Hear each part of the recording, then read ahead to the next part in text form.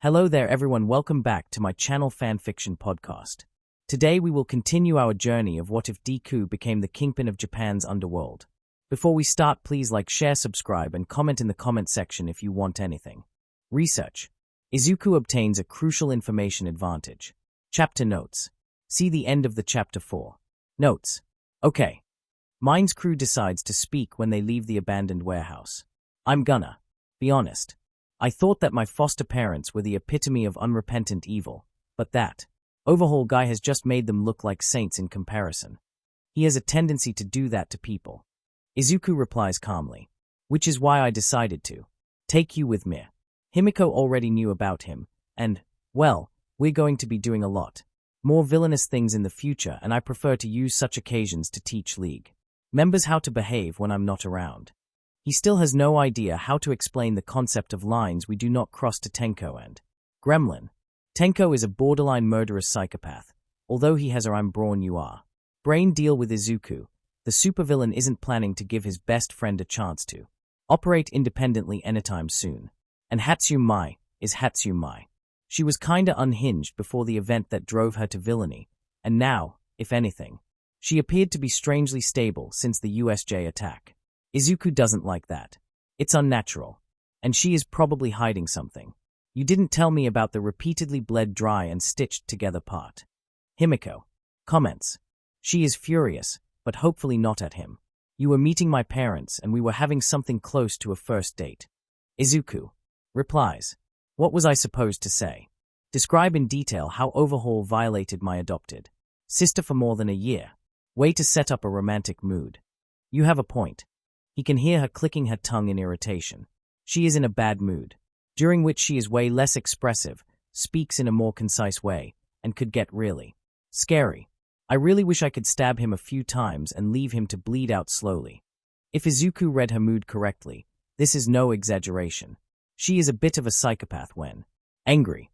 So yeah, in short, Izuku decides to comment. I hate the current society. I want to end the current society, because at this point it's too messed up to repair it, so the best option is controlled demolition and then rebuilding it from the ground up. The controlled part is why Izuku panicked when he almost killed All Might. If he died during the USJ attack, Japan would have died with him. They weren't ready for it. Nobody was ready for it, to be honest. And I can't wait to see myself laugh on the throne made of bones of the hero public safety commission members in the burned-out shell of their former headquarters. He continues, with only a bit of melodramatic exaggeration. But, yeah, there is stuff we're not going to do, even if it would help us achieve that goal. And I'm going to be very, very angry if someone does them behind my back. Awesome.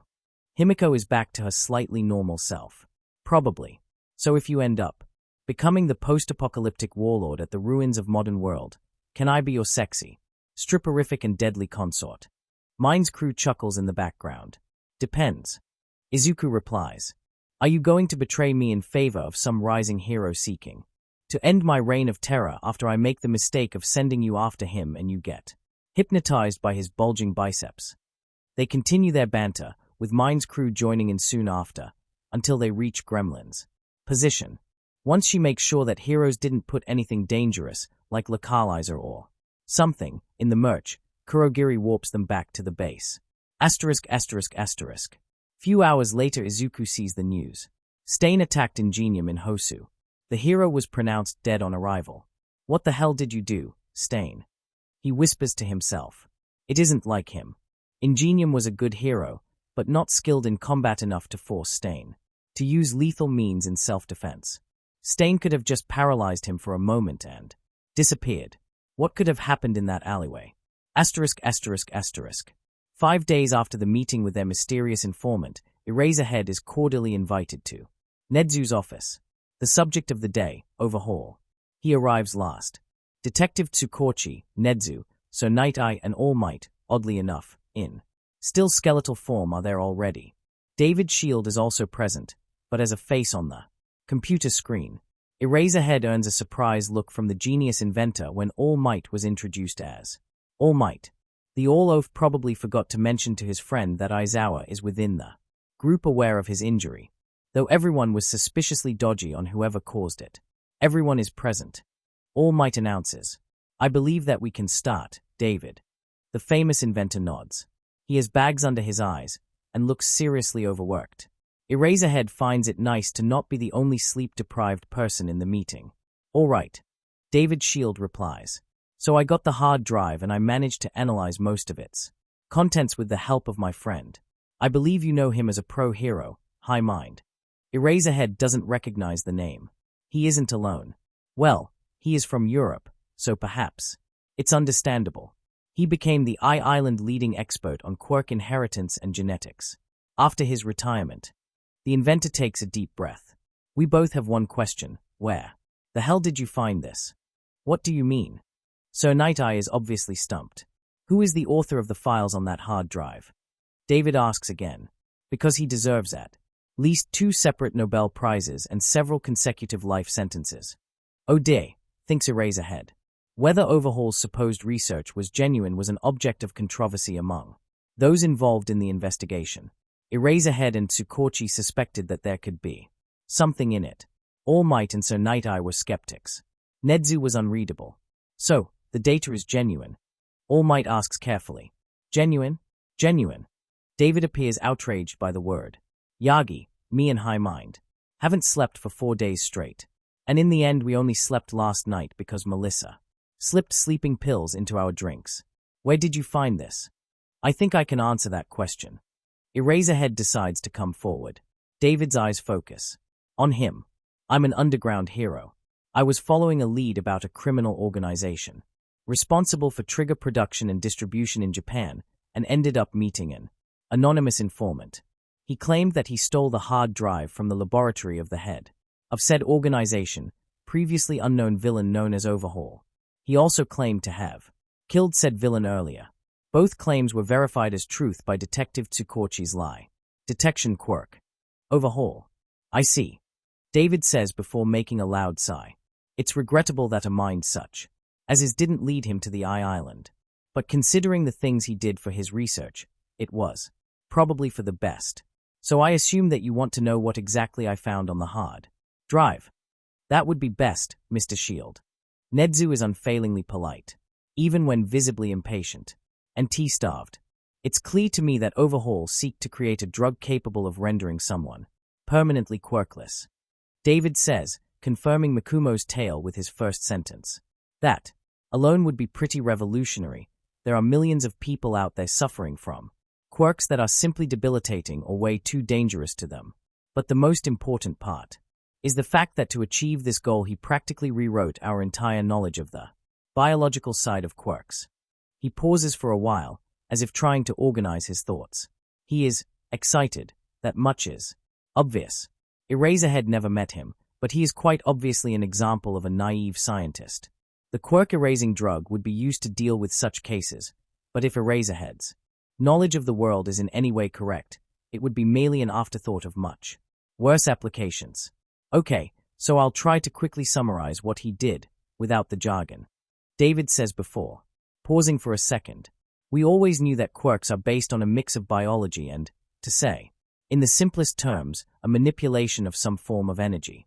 Things such as quirk, suppressing cuffs and many support items are based primarily on distorting, suppressing or altering such energy fields. Still following me? Eraserhead feels slightly insulted. It wasn't that complicated. Was David used to talking to way less intelligent people? Investors, perhaps? That would explain a lot. Well, that's mostly because our ability to access the biological side of quirks is next to none. David continues his lecture. Our knowledge of conventional genetics reached the level when we can fix many genetic disorders through gene therapies, but when it comes to quirk genetics we are on the level of Mendelian inheritance diagrams. Things simply refuse to cooperate. We failed even when it came to locating any type of genetic markers that would separate quirkless from the quirked, which is why the quirkless diagnosis tends to be based on external characteristics such as the toe joint. This is also why there are no drugs capable of truly altering one's quirk. What about the trigger? So Night-Eye asks for them all. It works differently. David shrugs. Bodies of the quirked individuals possess certain limiters on their own strength. For example, humans use only a fraction of the full potential of their muscles, as going beyond a certain level threatens to damage them. Trigger essentially lifts such inborn limiters, which influences both their quirk strength and natural strength to a certain degree. It doesn't amplify the quirk itself. Are you saying that Overhaul managed to crack that barrier? Nedzu asks. He is visibly distraught, probably due to his past as a lab rat, if Eraserhead's suspicions are correct. Yes, he did. There is silence in the room. Ironically enough, he didn't actually figure out any big secret. No unified biological quirk theory or something like that in the files. He simply approached the issue from a completely different angle and seemed to have used an overwhelming amount of unethical human experimentation to brute force the blockade. Now that is something. Eraserhead feels way over his head. He comes in to get some drug dealer, and instead he gets an apparent scientific revolution. Was his class somehow involved? For some reason, everything strange that happened to him recently was someone connected to them. He knew they were going to be the death of him, but he didn't mean it. Literally.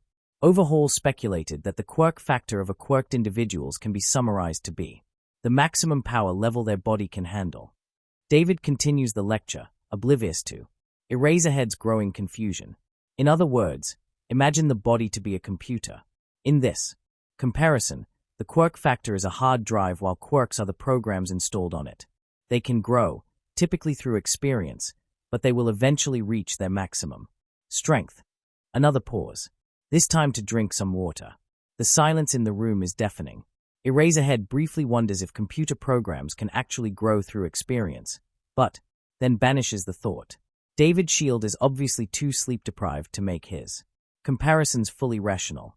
Overhaul made a theory that quirk awakenings, so the situations when one's quirk spontaneously evolves into a stronger form, are a result of a quirk reaching its maximum possible power level while taking only a fraction of the individual's quirk factor. Plus, extreme stress and quirk exhaustion. David picks up where he left and continues the lecture. It's a bit primitive and not fully reliable, but it appears that Overhaul actually designed a certain form of blood test that can measure the estimated strength of the quirk factor and how much of it is occupied. If we confirm it to work, there is a chance that we'll be able to estimate one's chance of quirk awakening. And if we are able to measure those things, we could start testing various medications to see if they can influence the quirk factor or quirk strength reliably. And that's not the most shocking thing we found. Oh great, Eraserhead thinks to himself. Diet supplements for quirks will be a thing. Joy. I think I'm a bit afraid to ask, but what is it? All Might looks like he isn't sure if sending the drive to David was a good idea. Overhaul managed to find a way to trick the quirk factor into accepting foreign data into its unoccupied space.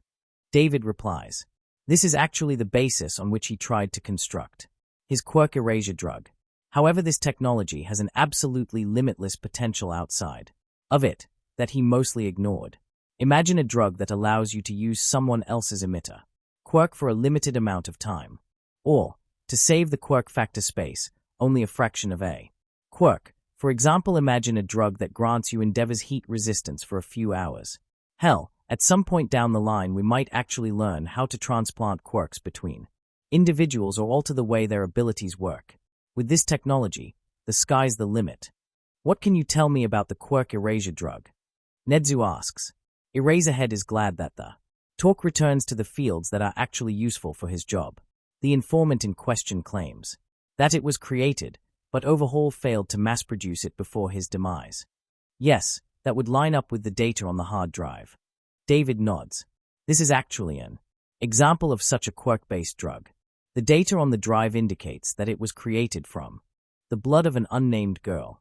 The details of her quirk aren't mentioned, but whatever it is, the drug installs an inferior copy of said quirk to the victim's quirk factor, one that activates automatically and in some way unmakes itself and the quirk factor as a whole. It might be some highly specialized annihilation quirk, but I can't tell you that with any degree of details. This is, from the scientific point of view, absolutely and stunningly brilliant. Eraserhead decides to not ruin the inventor's good mood by mentioning that the girl in question was 5 years old and unwilling, nor the bit with bleeding her dry and restoring her with a quirk. In a hypothetical scenario in which someone uses such a drug against a hero, are you capable of producing an antidote?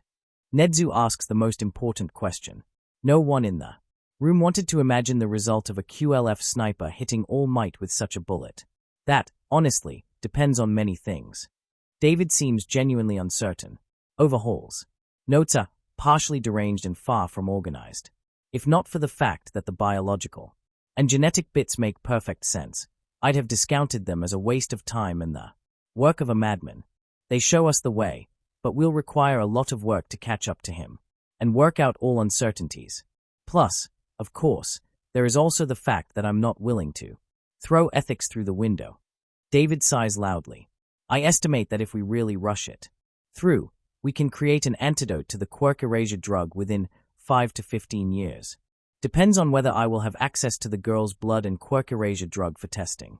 2 to 3 years if we talk about making the antidote for someone under the table instead of making it an official thing, registering drugs created under the basis of a completely new scientific paradigm is going to be a nightmare. Much smaller nightmare than the fact that Chronostasis, who was apparently Overhaul's lab assistant, was now working with the QLF. Eraserhead doesn't even want to think of the implications. Even quirk-suppressing bullets, if mass-produced, are a game-changer. Something to tilt the balance in QLF's favor. After this talk is over, I'm going to give High Mind a laboratory. David continues. Plus, the right to recruit 20 people of his choice, regardless of who they are and how much they cost. I'll make them sign the harshest NDA I can think of and put them to work on the Overhaul's notes. If you find any additional data about his research, be it notes, his assistants, or literally anything else, send them to me. I cannot stress enough how important that is. I'll also make the antidotes for quirk suppressants and quirk erasure drugs a priority. But, he says and pauses for a second, looking almost guilty. Let me guess. Sir Night Eye takes advantage of the pause. The girl. David nods. Yes, having access to her blood would speed up the process immensely. The scientist replies. Worst of all, we don't even know what her quirk exactly is. Without this, I'll have to spend years on trying to approach the concept differently, perhaps through some restoration. Quirk. Hard to say. This might be hard to achieve. This time it is the detective that speaks. According to the informant, she was 5 years old when he killed Overhaul. Worst of all, she was an unwilling test subject and her treatment was nothing short of horrific. The informant appears to have adopted her and claims that she is happy now, but I can't imagine a 6-year-old girl not reacting with horror to the idea of blood tests after being repeatedly bled to death and then stitched together with Overhaul's quirk. David's face is getting more and more clouded as the words come. The last sentence replaces the clouds with a look of abject terror. If that wasn't enough, the informant stays anonymous, probably due to being protective of her. If we push too much, he might decide that we want to steal her from him and then they'll disappear. I'll try asking. Eraserhead announces. But I'm not going to force the issue in any way. He is too useful of a source and I have a feeling that he will be of even greater use in the future. If he says no, you'll have to accept that. Asterisk. UA spy, you there? Izuku yawns loudly. What hour is it? Why is their spy even awake in this ungodly hour? Izuku was focused on having a rather awkward dream in which Eri was riding atop Hellhound and pursuing an apparently terrified and highly unlikely duo of All Might and All for One, and then this little Small Might. This better be important or I'm ratting you out, LOL, to Nedzu. Small Might, my dream time is crucial. Small Might, not enough sleep and I'll start looking bad. Small Might, like Insomniac. Small Might, I'm a criminal mastermind. I need to look dashing. UA spy, yeah whatever. UA spy, check this out. The spy sends him the audio recording. A rather lengthy one. He switches it on. Everyone is present. A voice unknown to him announces. I believe that we can start. David. 15 minutes later Izuku is nothing short of outraged by both the contents of the talk and the fact that he got to hear it.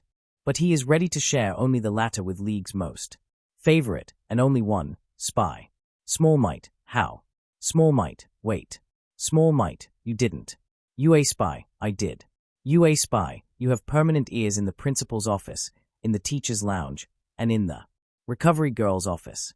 UA spy, For some reason UA makes all important talks in those 3 places. I can understand the first 2, but the third. Like why? UA spy, courtesy of me and Miss Explosion. Small might, okay, how? UA spy, my quirk, tongue sticking out, basically undetectable. Small might, you magnificent bastard. UA spy, I'll take that as a compliment. Small might, mention stuff like that to me first, please XD. Small might, I mean, I'd never say no to an initiative this brilliant. Small might, but I prefer some heads up in case we had to warp in to break you out after a mission gone wrong. UA spy, I probably shouldn't ask, but she didn't tell you? Small might, you asked her to relay a message. Small might, are you insane? UA spy, my bad. UA spy, I barely know you people aside from you, Kurogiri and Tenko. UA spy, oh and Himiko, though we didn't interact a lot. UA spy, like, I know that Miss Explosion is crazy and a support engineer, helped me with the technical side of the operation, but I don't know her personally. UA spy, where was the last time we hanged out together? Small might, 2 years ago I think. Small might, we were celebrating your birthday and Papajiri baked you a cake. Small might, Tenko accidentally decayed his slice and was on the verge of crying or killing someone before you gave him your portion. UA spy, good times. Small might, I paid someone to clean your police records so you could hope to get to UA as a present. Small might, I also gave you a list of instructions on how to catch up on your training since you didn't train for the few years as you thought that your dream was dead. UA spy, it still is, you just gave me a better one. Small might, big mood. UA spy, I'll be sending you the recordings from now on. UA spy, now good night. Asterisk asterisk asterisk. Izuku gets another, this time highly expected, message in the morning.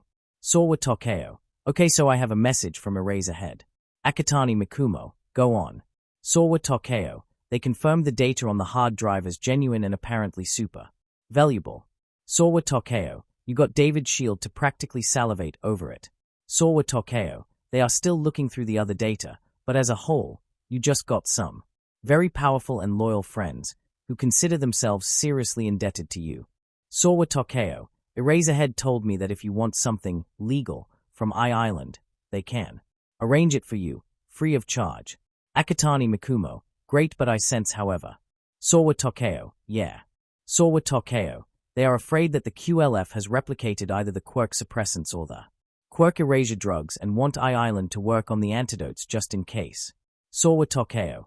Seriously, how the fuck did we come from you can find a bunch of D-rank villains in Building X to international schemes and SSS rank villains in like 3 years SMH. Sawa Tokeo. Eraserhead wants to, gently and politely, he said, ask you if there is a chance to borrow your adopted daughter, for a while. Sawa Tokeo. Blood tests would be invaluable. Akatani Mikumo. He's asking for a lot. Sawa Tokeo. Yeah, but it's all fully optional. Sawa Tokeo. No hard feelings when you say no. They are aware of her circumstances and your anonymity and know that this is a lot to ask for. Akatani Mikumo. I might get some blood samples from her, but that would be small blood samples and not very often. Akatani Mikumo. She mostly got over her acute fear of needles and doctors. Boy, what a fight that was, but I don't want to push it too much. Sawa Tokeo. Fuck overhaul man. Akatani Mikumo. Yeah, with a chainsaw. Akatani Mikumo. My heart fucking broke when she asked me how does one smile because she wants to but doesn't he know how to do it. Sawa Tokeo. Jesus Christ, I hope hell exists literally because overhaul. Akatani Mikumo. Yeah, same. Sawa Tokeo. They also would like to know what her quirk is. Akatani Mikumo. Nope. Sawa Tokeo. Why? Akatani Mikumo. Listen. Akatani Mikumo. I think I know why they are asking. Akatani Mikumo. Trust me, there is no other quirk like hers out there. Akatani Mikumo. Chronostasis will never find her and he will never find a replacement for. Huh. Akatani Mikumo. She already suffered enough because of her quirk. Akatani Mikumo. If I let people know about it, someone might come and try to use her for something. Akatani Mikumo. I'll just tell you that it's a powerful recovery quirk. Akatani Mikumo. She's slowly overcoming the trauma about it and might one day decide to become a healer like the recovery girl. Akatani Mikumo. Eraserhead is free to reserve her a place in some good hero school. 10 years in advance is reasonable for UA or Shiketsu LOL. Those schools are crowded. Akatani Mikumo, but we can't help you now. Akatani Mikumo, I'll have that talk with her when she tells me that she actually wants to. Have a quirk. Sawa Tokeo, speaking for myself for now, but I think that it's highly reasonable. Sawa Tokeo, I'll rely your answer to Eraserhead. Izuku switches off the chat and decides to think for a while in silence. Overhaul's data turned out several times more valuable than Izuku thought, which also means that it was a brilliant idea to not hand it to the Doctor Evil, nickname very fitting. Izuku doesn't want to imagine what that man, who was, arguably, as bad or even worse than Overhaul, could do with that stuff. The data is now outside of his reach. Island is reasonably well protected, so perhaps it is for the best. All Might is running on fumes, and everything is going to burn the day he ends. It is a literal deadline for the League of Villains. Prolonging it would help a lot, but Izuku was honest in what he said. She lacks control, and accidentally killing or incapacitating All Might will simply end everything ahead of schedule. He now has a secret contact with the UA, and has an ear in the Rat's stronghold. But he still needs to find the hero killer. The QLF is planning something potentially horrible, and the Hero Public Safety Commission, and, well, Nedzu and the UA, wants him and his league dead. At least he isn't going to be bored. Chapter end notes. How long said informational advantage will last is the main question. Also, yes. Look, the Overhaul's research is a subject that's completely skimmed in canon. I decided to amend that. This fic is the result. I've thought through potential implications of what he achieved with Ares' blood in canon and made this, tongue sticking out, and trust me, there'll be more as time comes. Chapter summary. Findings. Nedzu finally shares his findings. Izuku finally finds the man he looked for. Chapter notes. See the end of the chapter 4. Notes. Eraserhead finishes narrating Mikumo's reply to Nedzu, All Might and Sir Night Eye.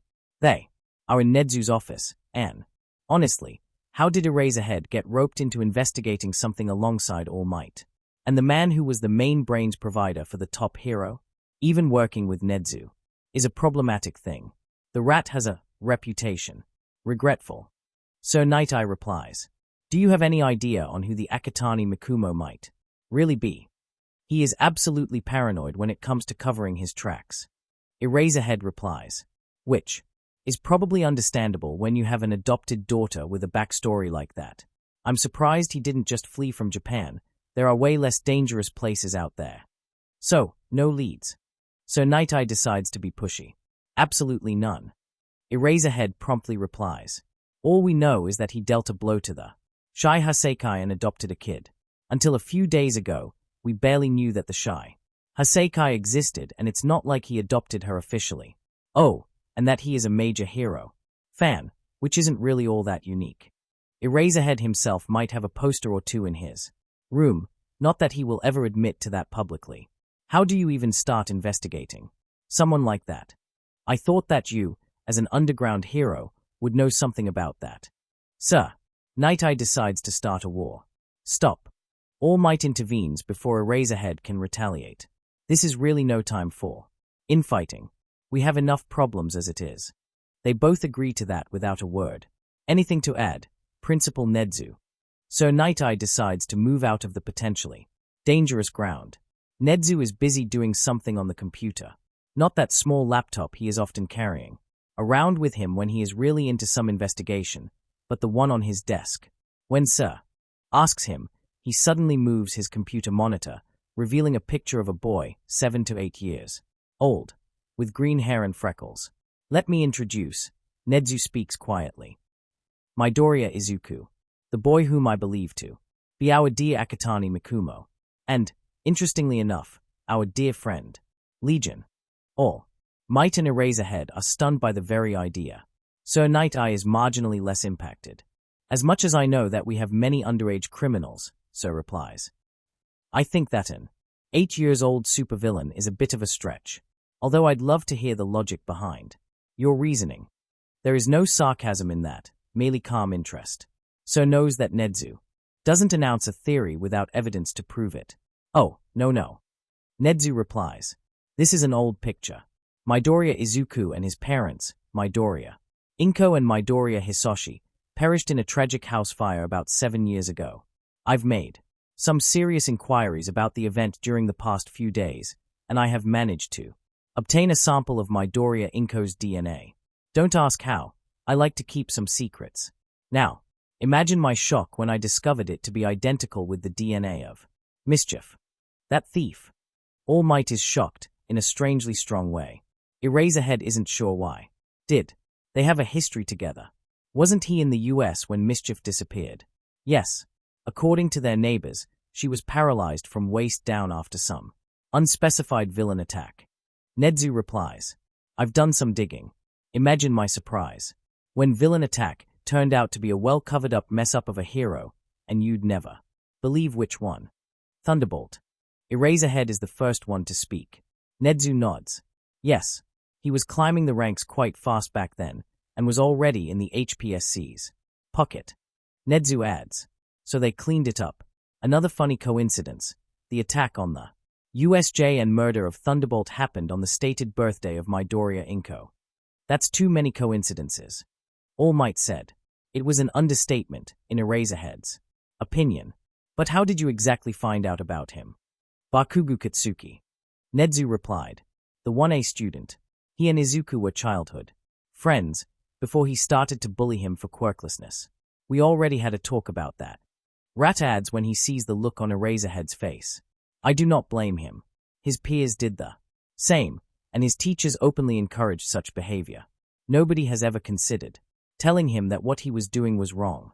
I've corrected that mistake and I will personally annihilate the school responsible for this mess. The rat sighs. If I saw genuine malice in Bakugo, I'd have expelled him immediately. Instead, I saw a confused young man who has genuine heroic aspirations but will require some corrections in the morals department. Besides, the last thing we want right now is a vigilante or even a villain who can secrete nitroglycerin at will. I understand. Eraserhead replies. He knows that many of the prospective heroes are a rowdy bunch. Bakugo has the drive, powerful quirk, and genuine combat instinct. He needs guidance, and that's what the school is for. He only wishes that Nedzu told him that right away, or that another school lived up to his duty. Continuing the subject. Nedzu says, he was the only person other than Thunderbolt, against which Legion and his friends used lethal force. Legion didn't appear to be particularly interested in his old bully. After all, Bakugo was among the students that were to be teleported elsewhere. But my theory is that when Bakugo attacked him, he reacted with more enthusiasm than he intended. He also referred to Bakugo as Kakin, which is apparently the nickname that Midoriya Izuku gave him when they were still friends. I guess he felt no need to hide that. Sir Night Eye comments, no need to hide things like that when you are legally dead for years and nobody knows what you look like now. Nedzu nods. Correct. The rat adds, so I currently suspect that Midoriya Izuku turned out to be a late bloomer, and, now armed in a very powerful quirk, decided to take revenge for his mother by assassinating Thunderbolt. What do we know about him? Sir Night Eye asks. It will be outdated news, but this might still be helpful. A few things. Nedzu replies. He was, if you exclude his quirklessness, a prime hero. Material. Bakugo described him as a very intelligent and extremely kind child, almost to the point of habitual self-sacrifice. Eraserhead is 99% sure that those aren't the words that Bakugo used. When he was 7 years old, he almost died saving another child from being run over by a car. When asked why he did that, he apparently replied that he doesn't know, his body just moved on his own. Something hard to describe shows up on All Might's face for a second. Eraserhead wonders what that was. Bakugo also mentioned that Midoriya Izuku was an extremely enthusiastic amateur quirk analyst. Nedzu continues. He started filling entire notebooks with analyses of interesting quirks he encountered practically right after learning how to write. If he continued doing that after his apparent death, that would explain the humiliating ease with which he counted quirks of 13, Snipe, Thunderbolt, and yours, Eraserhead. As much as he would like to have a reply to that, he doesn't. He was taken down way more easily than he would like to admit. He was also a great fan of All Might, to the point where his room was filled with your merch, and he apparently watched your debut video hundreds of times. Nobody says a thing. But Eraserhead is sure that things didn't click in his mind only after that. The apparent assassination attempt on All Might done after making sure that he wouldn't show up after all.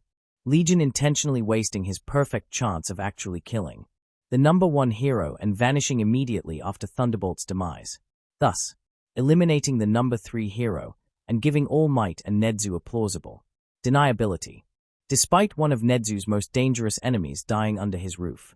It was brilliant, in a way. Even Eraserhead has to admit that. As much as I understand the motives, I really wish my fans didn't try to make me happier by assassinating my enemies. All Might comments bitterly. Eraserhead agrees with him for once. What about his connections to Mikumo? I can think of 3.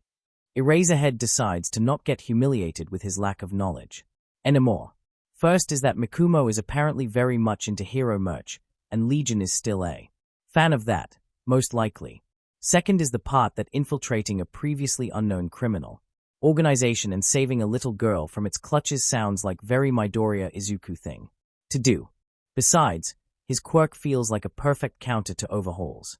And the third one is the part where Mikumo said that he owes me for something, soon after Vampire stabbed me, and Decay rammed my head into concrete at Legion's orders.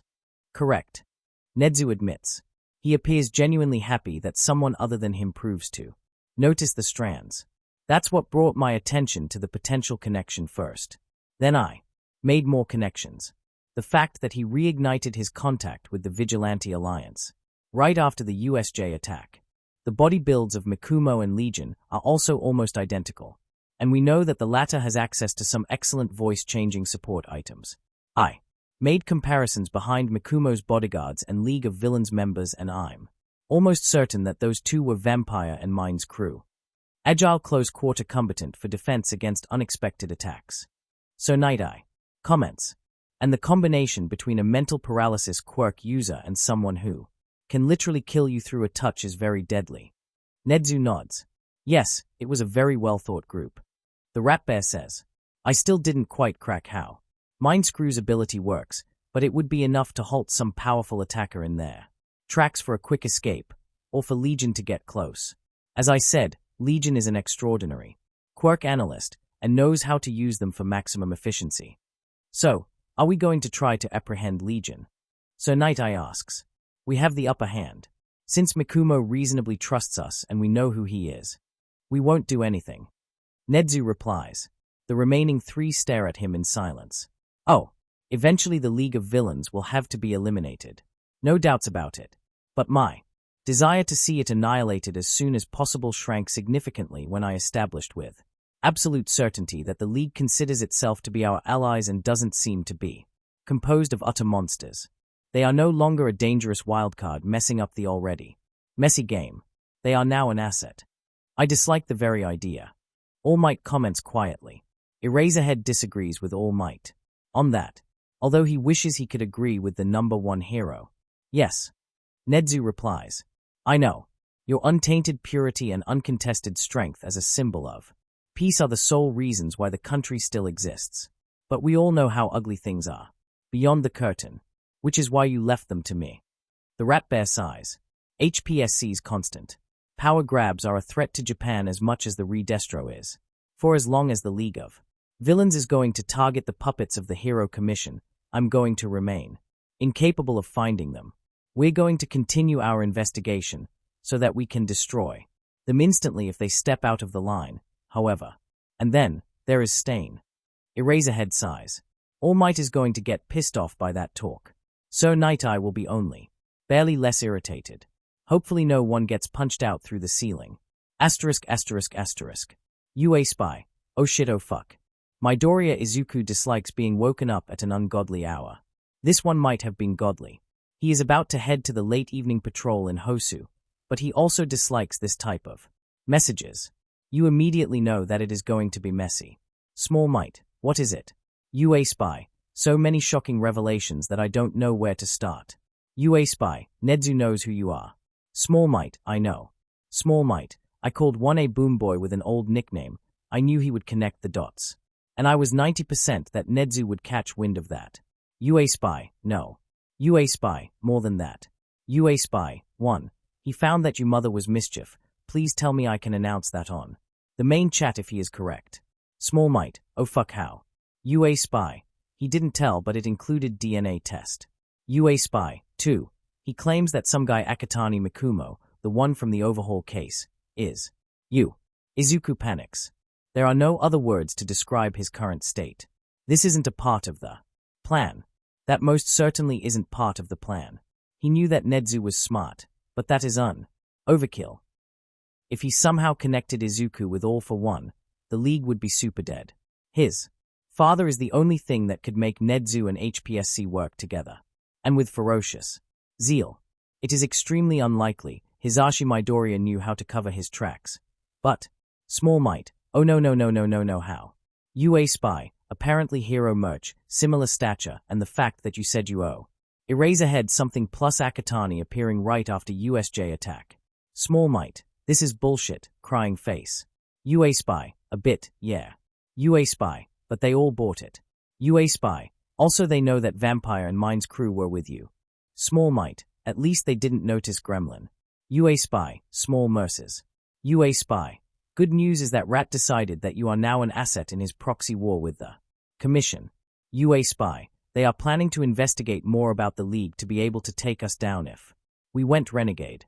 UA Spy, but other than that, Nedzu is temporarily terminating his genocide crusade against us. Small Might, so mission failed successfully. UA Spy, kinda, the whole deal made All Might seriously unhappy. He doesn't like the part when his #1 fanboy is killing people for him. Small Might, I'd stop being his fanboy if he was okay with that. UA Spy, he stormed out of the room cursing like a sailor and threatening to punch Nedzu and Eraserhead into the stratosphere when they started talking about the hero killer. Small Might, what? UA Spy, it might be better if you listen to it yourself. UA Spy, I still suspect it might be a fever dream. So he does listen to it. It isn't long. But it sure as hell puts his world upside down. Small Might, what in the fuck? Small Might, like what? Small Might, I don't even. Small Might, I mean it fits considering what I know about Stain, but. Small Might, shit. Small Might, now I need to find him even more. UA Spy, yes. Yes you do. Small Might, I hate this country. UA Spy, big mood. Small Might, you can announce the mischief part on League's chat. I need some entertainment. After this. UA Spy. UA Spy, I have an announcement. Vampire Princess. Fuck school. What is it, Mystery Man? Handyman, yeah. UA Spy, through my unmatched spy skills. Asterisk. UA Spy, I have found out who Small Might's mom is. Fuck school, tell me immediately. Vampire Princess, did he let you talk about that? _. Small Might, actually, yeah. Small Might, Nedzu knows, I call bullshit, so no need to keep things hidden anymore, at least. Within the League. Handyman, oh. Handyman, you in danger. Small Might, no need to commit murder in my stead. Tenko XD, at least not yet. Small Might, they all think she is dead and I murdered Thunderbolt on her birthday as a revenge. Small Might, because he put her on the wheelchair, they don't know she recovered from that. UA Spy, Small Might's mom is. Insomniac, come on, the suspense is killing me faster than caffeine addiction. Fuck school, I need to know. UA Spy. Mischief. Fuck school, confused face. Vampire Princess, yay. Insomniac, AFCom. Handyman, who that? Small Might, my friendship with you have ended. Now at UA Spy is my best friend. Handyman, what about our game night? It's tomorrow. Small Might, what are we going to play? Handyman, Dark Souls. Small Might, you are still my best friend but you are on probation. Fuck school, I urgently require more information. Fuck school, your mother is Mischief? That cat thief. Handyman, she stole cats. Insomniac, holy shit man, your knowledge on villain trivia is just sad. Handyman, I consider it a victory over Small Might. Small Might at fuck school, yes, that S-rank thief. Small Might, I saw drawings and recordings of her in that black cat costume jumping between buildings and honestly I can scarcely believe that's her myself. Vampire Princess, yeah, she is kinda round now. Fuck school, round? Small Might, chubby. Small Might, very emotional, cries when happy, cries when nervous, cries when sad, and her waterworks are nothing short of inspirational. Happy as a housewife, uses her small object attraction quirk to summon tissue boxes mostly. Small Might, can still move around quietly, she sneaked upon my dad and smacked his head with a newspaper when he's scared at Vampire Princess, and he isn't easy to sneak upon, but doesn't really do it anymore. Handyman, sounds kinda weak. Handyman, like a low-level rogue. Small Might, let me tell you a family secret.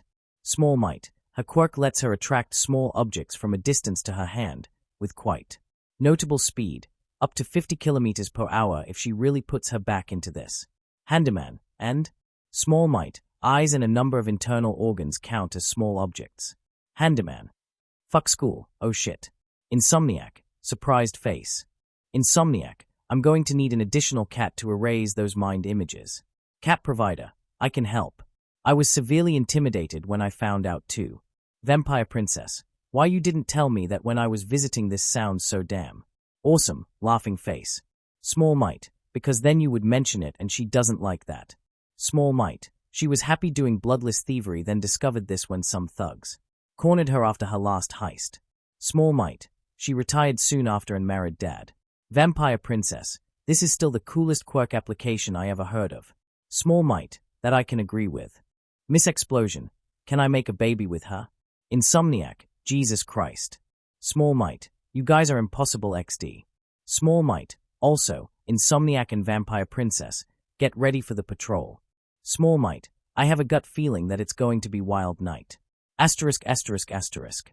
They find Stain in an alleyway, right next to the surface hero-patrolled zone of the city. He is busy monologuing to a fallen hero, whom Izuku recognizes as High Slide. The hero is on the verge of bleeding out and paralyzed by Stain's quirk. He speaks through the speech-to-text. What are your gremlin eyes seeing? Miss Explosion, Sniper is back. Miss Explosion, moving to a position where they can see him. Miss Explosion, 1 minute. They arrived right on time. Stain. Legion walks out from behind the corner and his 2 bodyguards. We need to talk. Who are you? The hero killer rises from above his newest victim. He looks, well, like always, tall, gaunt and maniacal, with a rather horrifying face and a lot of sharp stuff pretty much everywhere. You will follow us. It isn't Legion that spoke first. It is Mine's crew. And now, an irony. Among ironies, Hero Killer finds himself unable to control his body and starts walking towards the 3 hooded figures. Unlike normal reactions to Mindscrew's quirk, that one is quirky. Brainwasher finds himself staring in shock at the person who is visibly struggling against the order, and after merely a few meters, manages to shake it off entirely. He didn't even know that this was possible. The hero killer screams, but Legion is faster. Kurogiri. The warp gate enveloped all 4 of them. Asterisk asterisk asterisk. Warping anywhere with an angry hero killer isn't the best idea Izuku ever had. Stain quickly proves it to him. The warp is still in progress when Mindscrew's jaw meets with Stain's fist, and his lights go out. Himiko tries to draw a knife, but is too late. Hero killer storms past her, using a short knife to lightly jab her and then immediately paralyzes her with his quirk. Izuku, the target of the charge, has no chance of moving fast enough to defend against Stain. To begin with, he is a 16-year-old child. Sure, his quirk is powerful, but Stain is a master of close-quarter combat that defeated dozens of pro heroes, with a quirk that requires him to draw their blood before it can do anything. Stain could as well be fighting quirkless. Izuku simply isn't an opponent to him. He lands on his back on the floor of the bar, with Stain towering over him and with one of his blades hovering a few centimeters above Izuku's eyes. The attack was so quick that he landed on the floor almost simultaneously with paralyzed Himiko and unconscious Hitoshi. Stop! Izuku shouts, not to Stain, but to Tenko, Mustard, and Kurogiri. Especially the first. One is about to leap at the hero killer, and that would have ended badly. Mostly for Izuku and Tenko. Stain's eyes quickly scan the room. League of Villains. He says after maybe 2 seconds, you're the thugs that dared to attack. All Might. The filth that thought they could take down the symbol of peace. He was furious, but in a tranquil way. You're the type I despise the most. Izuku is absolutely terrified. Stain has that aura. It is similar to the one that his father sometimes exuded, but All for One's is calm and composed. It is terrifying but organized, born from an overwhelming strength chained by a will of steel. Stain is ruthless, and you can practically feel it. His aura is born from the strength of conviction and readiness to see the world burn in their name. Izuku is terrified, but it isn't the first time he has felt it, and he knows what to do. Yes. Izuku replies. Stain looks back at him. And yet you will not kill us. If there is one thing that Stain respects, it is bravery in the face of death. Oh. For a second a bit of the tranquil fury is replaced with an interest. Despite being at my mercy, you have the strength to talk like that. There is a mind and will behind your actions, however misguided they were. Stain gives him one of those terrifying smiles he is known for. So, why do you think I'm going to spare a villain like you, Legion? Because if you kill me, then Eri will be sad. Izuku replies. Uncle Stain. There are a few seconds of utter silence. League members appear to be increasingly confused with what is happening. The tranquil fury on Stain's face is replaced slowly by shock and dawning realization. Izuku. Stain says. The shaken tone of the voice is a clear sign that the hero killer could barely believe it. He takes off Izuku's hoodie and sees familiar, green hair. Something in his eyes steals up. We're going to have a serious talk about the things you did, kid. Stain has no idea that it is going to work both ways. Chapter end notes. Look, Izuku adopts everyone he likes into his family. It is a known phenomenon. Nothing saves you from that. Stain has already fallen for that. Just didn't leave contact. Details when he departed to stab people to death in the alleyways. Also SURPRISE. Chapter summary. Resolution. Finally, Stain and Legion have a talk. Some rather interesting things get discovered. While at it. Chapter notes. See the end of the chapter 4. Notes. Fine. Izuku says, while standing up. Stain makes a step back, freeing him, while also sheathing his knife back. But before that happens, I think you should invite the members of your crew. We also need to bring Mine's crew back to his senses and patch up Vampire. So, let's delay the meeting for a few minutes. Of course you figured out that I'm not working alone. Stain chuckles. Why am I not surprised? Did I at least manage to hide my lair, or did you find it too? Izuku remembers. Stain being greatly surprised and impressed by his information-gathering skills back then. The impression, apparently, remained. If I found your quote-unquote lair, uncle, I wouldn't have to look for you on the streets. Izuku replies. Tell Kurogiri where it is, and go fetch them up. Just watch yourself. We're actually resorted to kidnapping because you were about to be shot dead by a sniper. Oh, that surprises the hero killer. Looks like I'm not the only one to have things to talk about. Very well then. Hero killer warps out together with Kurogiri. Mustard checks out Mine's crew while Izuku moves over to Himiko and pulls her back to the nearest couch. I should be surprised. Tenko comments. But I'm not. Izuku isn't sure what he is referring to.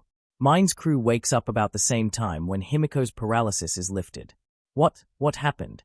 Hitoshi jerks up on the couch. Stain knocked you out cold. Izuku replies.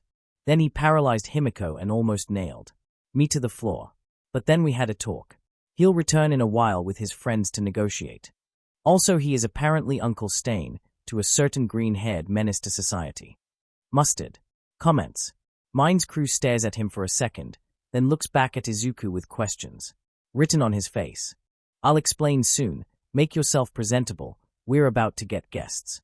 Izuku replies before turning back to Himiko, who is just slowly rising from the couch. How do you feel? You weren't kidding when you said he is deadly up close. Vampire chuckles weakly. I barely saw what was happening and I was already down. What's his quirk? You somehow never mentioned it. He can paralyze people by tasting their blood. Izuku replies. The duration depends on blood type. He's deadly with knives and drinks blood for the living. She stares at him. You were right. I already like him. Izuku chuckles. Himiko had a lot of issues during her childhood, due to her quirk being seen as villainous over the blood-drinking bit. So he foresaw her, somewhat bonding with Stain over it. Also damn, he smells of blood so much. Something weird shows up on her face for a second. Just don't fall in love. Izuku replies with a smile. He is taken, married the concept of killing fake heroes and dedicated his life wholly to it. No place left for women. Kurogiri returns. Figures emerge from the black cloud. Stain comes out first. He is followed by a young man in a leather coat with some rather horrific burn scars covering a significant part of his skin. Then comes out a lizard man in a combat vest similar to Stain's, and a blade on his back. Finally, a quite bulky-looking young man in a hoodie with a red cross plastered on the front. Darby. Stain says while pointing to the scared man. Spinner. The lizard man. Zealot. The third one. Izuku replies in kind. Then comes the awkward silence. Both sides are eyeing each other with just a slight hint of hostility, save for Stain and Izuku. Now that's a stylish villain hideout. Spinner breaks the silence, probably earning himself good graces in Kurogiri's book. Unlike a certain basement, boss. Stain growls. Something nasty, probably used to the lizardman's complaints. You're young for a villain. Darby says to Izuku, who refuses to take the implied insult face down. He is a supervillain, this dictated certain rules. And you're ugly for a human. He replied. Stain chuckled. Darby does so too after a short while. Seeing Stain laugh in a non-menacing way succeeds in at least partially diffusing the hostile atmosphere. But it is still there. Izuku isn't surprised. League members probably feel like prey in the presence of a predator. Stain does that to people. I think I like you. Darby adds. I don't swing that way. Izuku replies. There is a brief what I didn't mean it like that on Darby's face before the room erupts in laughter. Tensions are, mostly, gone. They can move. On to business. All right, people. Just sit wherever. If you want something to drink, ask Kurogiri. He is probably giddy on the inside that his bar finally has proper guests. Warper gives him a death stare. Probably. It's going to be a long night. Everyone sits around. Perhaps unsurprisingly, Stain's crew sticks to him. So, Stain starts. Care to explain why the #1 fan of All Might tried to assassinate him? The hero killer isn't one to beat around the bush and kill a bunch of kids. I didn't. Izuku replies. I was after Thunderbolt. I mentioned killing All Might as a form of intimidation factor, which sadly backfired. And the kids weren't in danger, but try to explain that to the media. Fair. Stain knows what bad publicity means, no matter how many times he strikes against some serious monsters pretending to be heroes. The media publish materials making said heroes into innocent victims and him into a ruthless monster. This lost some intensity recently because he published evidence on the internet and amassed sufficient following that journalists figured out that they were fighting a losing battle and finally admitted that Stain wasn't killing people at random. They still paint him as a monster. It isn't hard to achieve, in Izuku's opinion. Hero killer ISA. Serial murderer, even if one with a code of honor that he stuck to. In a better world he would be best incarcerated. In a better world Izuku would probably help in that. I'm still surprised to see the kid I knew become a supervillain. Stain says. And that you got a quirk. Why didn't you become a hero with it? You had the drive and potential to become a true one. It is the highest compliment one could get from Stain. Even his sidekicks appear surprised by him saying that. I thought about that. Izuku replies honestly. But in the end, heroes are split between Nedzu and the Hero Commission. They are pretty much waging a secret war now, and I refuse to become a hero only to kill or backstab other heroes. I prefer to be a villain and be honest to the word than to be a hero in times like this. But whom am I to tell you about this secret war? He gives Stain a knowing look. So, you found out. Stain chuckles. Looks like you only got sharper since the last time we met.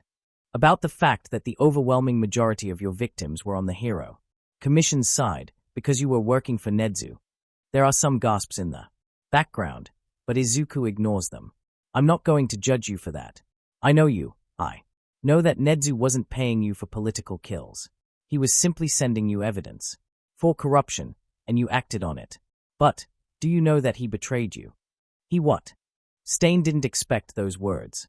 Nedzu knows that you weren't the one to kill Ingenium. Izuku continues calmly. Someone killed him while he was on the way to a meeting with you, with a package from the rat, with evidence for the corruption of local heroes.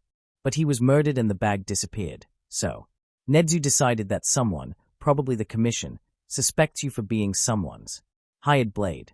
If they got to you, they would uncover the whole deal, so he had a razorhead rat You out to the Vigilante Alliance. Izuku pauses for a second before finishing. We warped. You out seconds before their sniper got into a position to take you out. Any evidence for that? Stain has a reasonable degree of trust in him, but also in Nezu, who is, after all, closely connected to All Might. Izuku hands him out a small MP3 player and a set of earphones. There is only one file in it, the recording of the talk in Nezu's office. Izuku expected Stain to crush the player on instinct when the right moment came. To his surprise, he doesn't do that. The decision to buy it instead of using one of my babies was a wrong one. I see. Stain's face is cold. Deathly cold. Looks like I owe you something. Let's consider this a payback for your help with the Shai Hasekai. Izuku quickly replies. You got Ari out of the Overhaul's lab. She is now my adopted sister. Life for a life.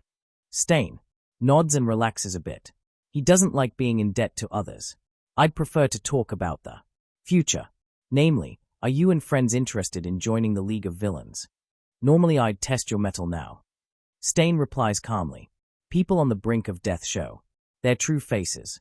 But I already know yours. A brief silence. League members are probably highly confused about the entire talk. Then again, so are Stain's sidekicks. What are your goals? Controlled demolition of Japan. Izuku replies calmly. It is probably the first time that he stated the end goal to so many people, yet he isn't nervous at all. He doesn't know why. All might. He has maybe a few years left, Uncle Stain. Stain's eyes widen. His very quirk is burning out. When he ends, everything breaks. We no longer have time to repair this country. Especially when the UA and the underground heroes are pulling shit like hiring you. All we can do is ensure that those who could take advantage of the chaos won't be there when it happens. Hero Commission. Stain replies. Yes, but not only that. Izuku says. Meta Liberation Army, Quirkless Liberation Front, Creature Rejection Clan.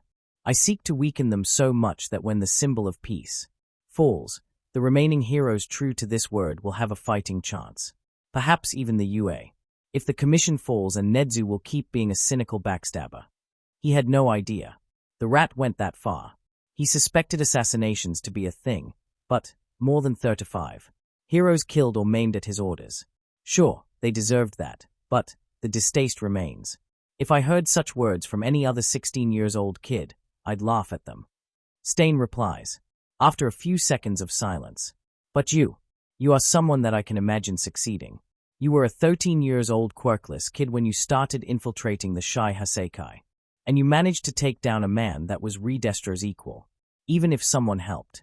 You in that confrontation, you were the one that planned it. And I know the strength of your conviction. Stain pauses and gives him a weak smile. But my comrades do not impress them, and will join the League. I think I know a perfect plan to achieve just that. Izuku replies. He knows that Stain wouldn't say yes to the merger simply by being inspired by Izuku's bright smile. The hero killer doesn't work like that. So he worked on a plan for a few days now. You judged, what? 57 heroes in total. Which one was the highest ranked one? Mr. Brave. Stain replies, with a hint of irritation on his face. Rank 31. Secretly overhauls. Rat among local heroes. I beheaded him, although you know that. You were the one who sent me after him. Yes. Izuku answers. But he was still a hero number 31. I know your opinion on the hero rankings. I know they disgust you, and they disgust me too. Heroism should be measured in your willingness to risk your life for others, not in how strong you are and how popular your aesthetic is. But whether we want it or not, they influence the country. People look up to the top 10 heroes. A single fake among them is a greater threat to the word hero than 100 lower-ranked fakes combined. We should strike higher, Uncle Stain. Much higher. Behead the system instead of chopping off its fingers. Who? Stain's eyes are gleaming. Izuku is speaking his language, and he greatly enjoys that endeavor. Izuku replies. He sees Darby's eyes widening suddenly, and wonders why that happened. Then again, those burn scars. I'll help you judge the number 2 hero, in front of the entire world. Asterisk, asterisk, asterisk. The meeting comes to an end. Izuku invites Stain and his sidekicks to temporarily, or not, Move into the League's base, and the offer is accepted. Being able to move out of some cold and wet basement into a rather comfortable evil lair with its own training room and a bar had its positives. Just as the access to warp quirk and healer, namely, Izuku with his quirk. Although it has a lot of limits, and a hyper-competent support engineer. Izuku returns home and goes to sleep. It is hard. The sheer adrenaline from the brush with death, he really thought that Stain was going to kill him for a second, makes him itchy. He is also afraid. What if something was going to happen in the base now that he isn't there? What if the two groups came to blows? And then there is the part where he got so swept by his own words that he isn't sure what to feel about it. Where did his stuttering go for a few minutes? He is, however, blissfully unaware of the commotion that is happening on a certain secret chat on the villain network that he isn't invited to. *****. Vampire Princess. So I'll just summarize the evening for those who weren't there. Holy shit. Spy Master. What did I miss this time by not being able to hang out at the headquarters? My babies. You mean the new guys upstairs? I wonder what babies I can make with them. 3. My babies. Yet to meet them though. Gas Mask. Gas Mask. Holy shit is correct description. Game Master, in short. Game Master. Guild Master invited another party to join our guild. Game Master. Hero Killer +3. Spy Master. Hair. Spy Master. So what sort of person is he? Coffee or death. Killing machine. Coffee or death. In like 2 seconds he punched my lights out, paralyzed Princess with his quirk and almost nailed the boss to the floor with a knife. Spy Master. What? Vampire Princess. It was so fast that we literally fell on the floor in the same time. Gas Mask. Yeah, like. Gas Mask. I get it that there are deadly people out there. Gas Mask. I mean, I saw All Might up close. Gas Mask. But this guy. Gas Mask. He is something else. Gas Mask. Game Master is fucking awesome for actually trying to move to save boss. Gas Mask. I was just paralyzed. Vampire Princess. Me too. Vampire Princess. Just literally XD. Coffee or death. LOL. Game Master. I moved, yeah. Game Master. But I'm certain I would die if I attacked him. Gas Mask. Yeah, Hero Killer's presence was just coffee or death. Fuck I know. He actually managed to somehow break out of my brainwashing. Coffee or death. I didn't even know that was possible. Gas Mask. He did what? Cough or death. I brainwashed him before warp. Told him to follow us. He struggled like a guy possessed by a demon in some old films. You know, the weird moves as if struggling against themselves.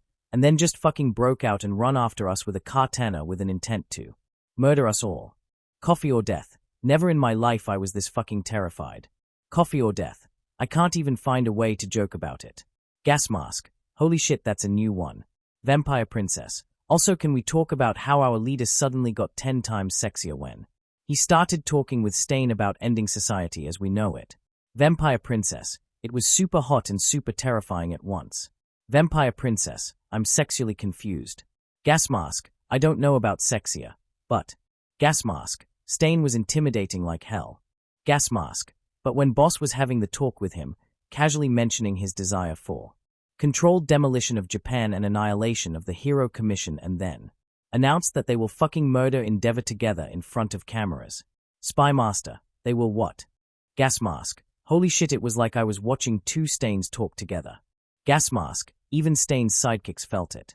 Gas Mask. It's like those 2 were alone in the room. No one else had the courage to even breathe loudly when they started.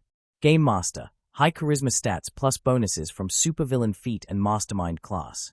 Game Master. And really good role. Game Master. But yeah, felt that too. Vampire Princess. He has those moments, like Vampire Princess. He is normally adorable and kind and cute and just a sunshine in the form of human being, with just a hint of shyness to heighten the adorable part. Vampire Princess. I know he is hiding a lot from us, mostly about his past. But he is so kind that I'm not even having a problem with that because I know that he is too sweet to betray us and will tell us when it will be the right time and probably looks forward to it. Plus there is always a risk that one of us gets arrested, so keeping secrets makes sense. Vampire Princess. Besides, knowing him, he is hiding things for our sake. Vampire Princess. But when he really gets into the villain mode and starts talking about it. Vampire Princess. Then wow, you just get swept by it and not look back at all. Game Master. Yes. Game Master. I can confirm. Game Master, I just want to play games tbh. Game Master, I'm not invested that much into his storyline, although I like spending time with him. He is a good player too. Game Master, but something makes me tag along on his quest and I'd probably die for him if it helped him succeed. Game Master, I don't understand. Coffee or death, if anything. Boss Stain. Coffee or death. I saw Stain's eyes literally gleaming when Boss went into his villain mode. Deep enough. Coffee or death. Like, I think he would agree either way, but this wasn't just agreement. Coffee or death. It was getting swept in, just to a lesser degree. Spy Master. Okay, so at my babies sent me a video recording from a security camera, with audio. Spy Master, just finished watching it. Spy Master, and I agree. Spy Master, holy shit. Spy Master, the recording doesn't carry it over well enough, but I can barely recognize the boss. Spy Master, no nervousness, no stuttering, just smooth words and just the perfect gestures to amplify what he was saying. Tired Nanny, it's charisma. Vampire Princess, Wild Papagiri appears. Tired Nanny, I was busy at the bar and helping 4 new people settle in. Tired Nanny, also I'm not wild. And not a Papagiri. Gas Mask, charisma. Tired Nanny, special type of. Tired Nanny, his father has it. Stain has it. All Might has it. Redestro and Eclipse too. Endeavor wishes he had it. Tired Nanny, it's something that you get from a combination of conviction to change the world, readiness to act upon it, willingness to spill blood if needed, and power. Tired Nanny, think about All Might. Imagine that you are random passers-by attacked by a villain. Suddenly All Might appears and makes the fear not, for I am here talk. Tired Nanny, if anyone else spoke such words, people would have laughed at the cheesiness, or remained terrified of the villain. But here, it makes them hopeful and calms them down. Because they know, instinctually or not, that he wholeheartedly means it. That he has the strength to back his statement, and that he would rather die than abandon them. Tired Nanny, Stain is identical. That man has abandoned his prior life not once, but twice, for his ideals. He has dedicated his very existence to purging false heroes from this world. Only death or incarceration can stop him, and the latter only until he inevitably escapes. Tired Nanny, if All Might turned his back on people in need, or if Stain willingly spared a false hero, their aura would no longer be genuine, because even if no one else would know, they would. And this special quality of charisma would have vanished from them. Tired Nanny, you were influenced by Izuku's words because they were honest and, however cliché it might sound, they came from his heart. Game Master, TLDR, Boss has op charisma and persuasion skills but is normally too shy and anxious to be aware of it. Tired Nanny, this is an accurate statement. Game Master, also he is bad at lying. Tired Nanny, which is why he prefers telling you to the face that he can't tell you about something, or not mention something at all. Game Master, also who the hell was Overhaul?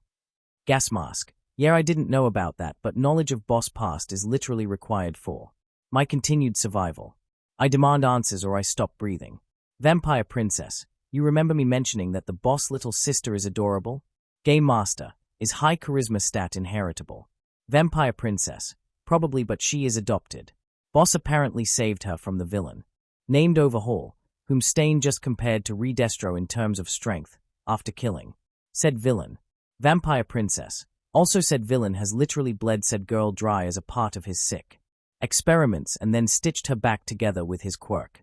Vampire Princess, so he pretty much killed a 5-year-old girl dozens of times and then resurrected her back. Gas Mask, what the fuck? Vampire Princess, and he did that to a granddaughter of a guy that apparently pretty much adopted him from the streets. Vampire Princess, I'm okay with stabbing people if I have to, or if the boss tells me to, or if someone pisses me off badly enough. But this? Yeah, nope, I'm drawing a line. Vampire Princess at Spy Master, you knew about this? You are oddly silent. Spy Master, I know a lot of things, that's my job.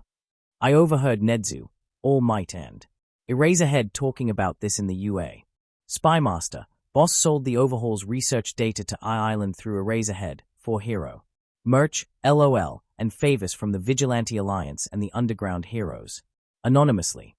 Spy Master, I think he kept it mostly quiet because he wasn't sure how you would react to his silent deals with the heroes. Vampire Princess, not very quiet. Vampire Princess, me and Coffee were there, Boss kinda gave us a lecture afterwards about lines he isn't ready to cross in order to achieve his goals. Overhaul was a good example. He literally has his figurine on his desk to serve as a reminder that goals do not justify all means. Vampire Princess. I got a feeling that he was planning to introduce others to the concept, just one by one. Spy Master. Part this and part the fact that he is genuinely afraid that remnants of Overhaul's crew went to bed with QLF. Spy Master. Overhaul's end goal was a drug capable of rendering people permanently quirkless. Our goal is, well, you heard the boss today. Spy Master. But the point is that if QLF shoots All Might with a syringe bullet with such a drug tomorrow, we are kinda screwed, so he makes sure that heroes are reasonable prepared against such a situation. Game Master. I'm getting a headache. Gas Mask. Yeah, he is several steps ahead of everyone lol. Gas Mask. I should probably be irritated about the secrecy, but I'm more impressed than angry. Vampire Princess. By the way, do you think that someone else was involved in the Overhaul raid? Vampire Princess. Other than Boss and Stain? Tired Nanny. I was. Vampire Princess. Oh. Tired Nanny. Stain infiltrated the compound and got Eri out of it, while I was providing a distraction. Tired Nanny. Izuku has also confronted Overhaul, but I do not know what exactly happened. There. Tired Nanny. His father was involved too, but by the time he arrived, Overhaul was incapacitated. That's all I can say. Coffee or death. So let me process that. Coffee or death. Boss, being a 13 to 14 years old quirkless kid. Coffee or death. No issues with quirkless by the way. I'm only half a step better than them in eyes of the bigots, but this does mean no special powers and, well, body of 14-year-old kid, not an expert fighter. Coffee or death. Confronted a Redestro-level super maniacal villain. Coffee or death, and fucking won. Game Master. Boss was op, needed nerf, but the administrator misunderstood and made him more op. Game Master. Feels like average MMO class that normies enjoy. Vampire Princess. Also he made a battle plan that Stain followed. Tired Nanny. He also persuaded his father to not only allow it but also follow it too, despite Izuku risking his life the most. Vampire Princess. I know his dad. That's literally more epic than making Stain follow a 13, 14 years old kid orders. Vampire Princess. When he told me to not make a mess in his home, I was so terrified that I forgot how to breathe until his mom consoled me and smacked her husband with a newspaper for almost scaring me to death. Vampire Princess. And Izuku made him follow a plan.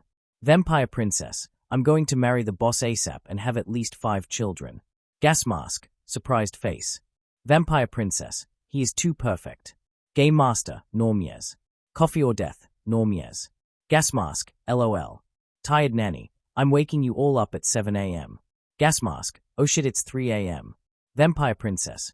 But why are you going to do such a thing? Tired Nanny. Because I'm a villain. Chapter end notes. Someone. So how grim is your AU? Me. Ingenium worked with Stain. Someone. Too dark, too dark. Welp. And we're yet to discover who assassinated him. Then things get real dark. Chapter summary. Preparations. Plots, preparations and some quality Nedzu roasting. Let's be real, the rat deserved that. Chapter notes. Guys, seriously, this isn't my only fanfic here. Check the ties that bind in Dead On Arrival. They are awesome too but don't get even nearly enough love. Angry face. They are even marked as part of this series so that it's easier to get to them. PLS. See the end of the chapter for more. Notes. So, they failed to eliminate him. Nedzu asks. Eraserhead stares at him from the other end of the room, only barely hiding the hostility. It's a miracle that the rat doesn't notice it. Stain vanished before she got into the position. Underground Hero replies. High slide bled. Out before vigilantes got to him, so we can't even interrogate him. I went with Plan B after receiving confirmation that Plan A failed, and attempted to set up an emergency meeting with Stain, only to jump him with a group of underground heroes. But he didn't reply. There is a possibility that he knows that it was a setup and went into hiding. Isn't it strange how often pet assassins go rogue nowadays? Nedzu replies. Eraserhead knows whom the rat was referring to. He clicks his tongue in irritation. If only I knew why. The League of Villains was looking for Stain. Rat appears to be deep in his thoughts. At some point he resurfaces and looks at Eraserhead with renewed interest. What about No hero replies. This startles Nedzu. I don't know what you are planning this time, but the answer is no. What do you mean? Nedzu is still surprised. This is a rare occurrence. What I mean is that All Might was right yesterday. Eraserhead replies calmly. I relayed your order to the Alliance only because I know that vigilantes wanted Stain dead either way, and that his survival is a threat to them. All I did was tell them where and when to find him. But now I'm done with him and I'm done with you. Aizawa, Nedzu starts, but Eraserhead doesn't give him the time to finish. I was aware that you used Stain to eliminate corrupt heroes that were too dug in to be eliminated through other means. The underground hero says. But I knew of only 3 assassinations. What I didn't know is that you used several more heroes as couriers, including Ingenium. A second of pause. Eraserhead's face steels up. 37 heroes. Killed or maimed pretty much at your orders. What is wrong with you, Nedzu? 37 government-backed villains in our midst. Nedzu replies calmly. What was I supposed to do? Send them letters condemning their actions? No court in this country could. Potentially get people like High Slide or Green Gauntlet behind bars. And you know it. Green Gauntlet is done for not because Stain stabbed him. Eraserhead answers with venom, dripping off his tongue. He is done for because you anonymously released a video recording of him raping an underage intern, while telling her that he is untouchable because nobody would believe her and he has friends in high places. Everyone knows he is done for now. Even if someone in the Hero Commission decides to defend him after all, his reputation, his career and his negative influence on heroics are over. Sending a serial killer after him was redundant and illogical. Tell that to the intern. Nedzu replies. She committed suicide 2 years later, after Gauntlet did his best to ruin her career for trying to fight back. I'm sure her spirit will be overjoyed to know that her killer had his career ended and received a lot of nasty words on social media. So it's all about vengeance. Eraserhead is only getting more and more furious.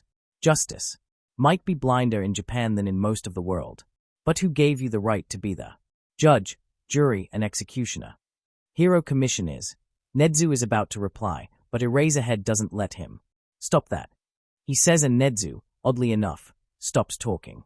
I know that the president of the commission is one of the worst villains in this country. I know what she did to you and I know that you are doing your best to not let her become an authoritarian despot. But what's the point when you are doing that by acting like her? Something ice-cold shows up on Nedzu's face. It is fury, that much Eraserhead is certain about. You are supposed to be a hero, a pro-hero. If you are truly fighting against the decline of democracy, you should have come forward and shown the evidence of corruption to the public and let them decide on the punishment. You can't restore public trust in heroes and justice by hiring serial killers to dispense the latter on the former. Don't you dare talk to me about becoming someone like her. Nedzu is furious. More than. He was at the Legion right after the attack. Eraserhead saw him like that only once before. But he came prepared to face the rat. And nothing is going to change it. You know nothing about what she did to me. And also, you're fired, Aizawa. Now get out of my office. No, Eraserhead replies calmly. Nedzu looks at him with a combination of shock and fury. No, I'm not fired and I'm not leaving. First of all, you are a hypocrite. If sending murderers after commission lackeys is justified because some of them did horrible things to you, then that means that QLF is morally right when it plants bombs in preschools because other quirk did horrible things to their members in the past. Past abuse doesn't give you a moral carte blanche. Nedzu opens his mouth for some fearsome retort, only to freeze.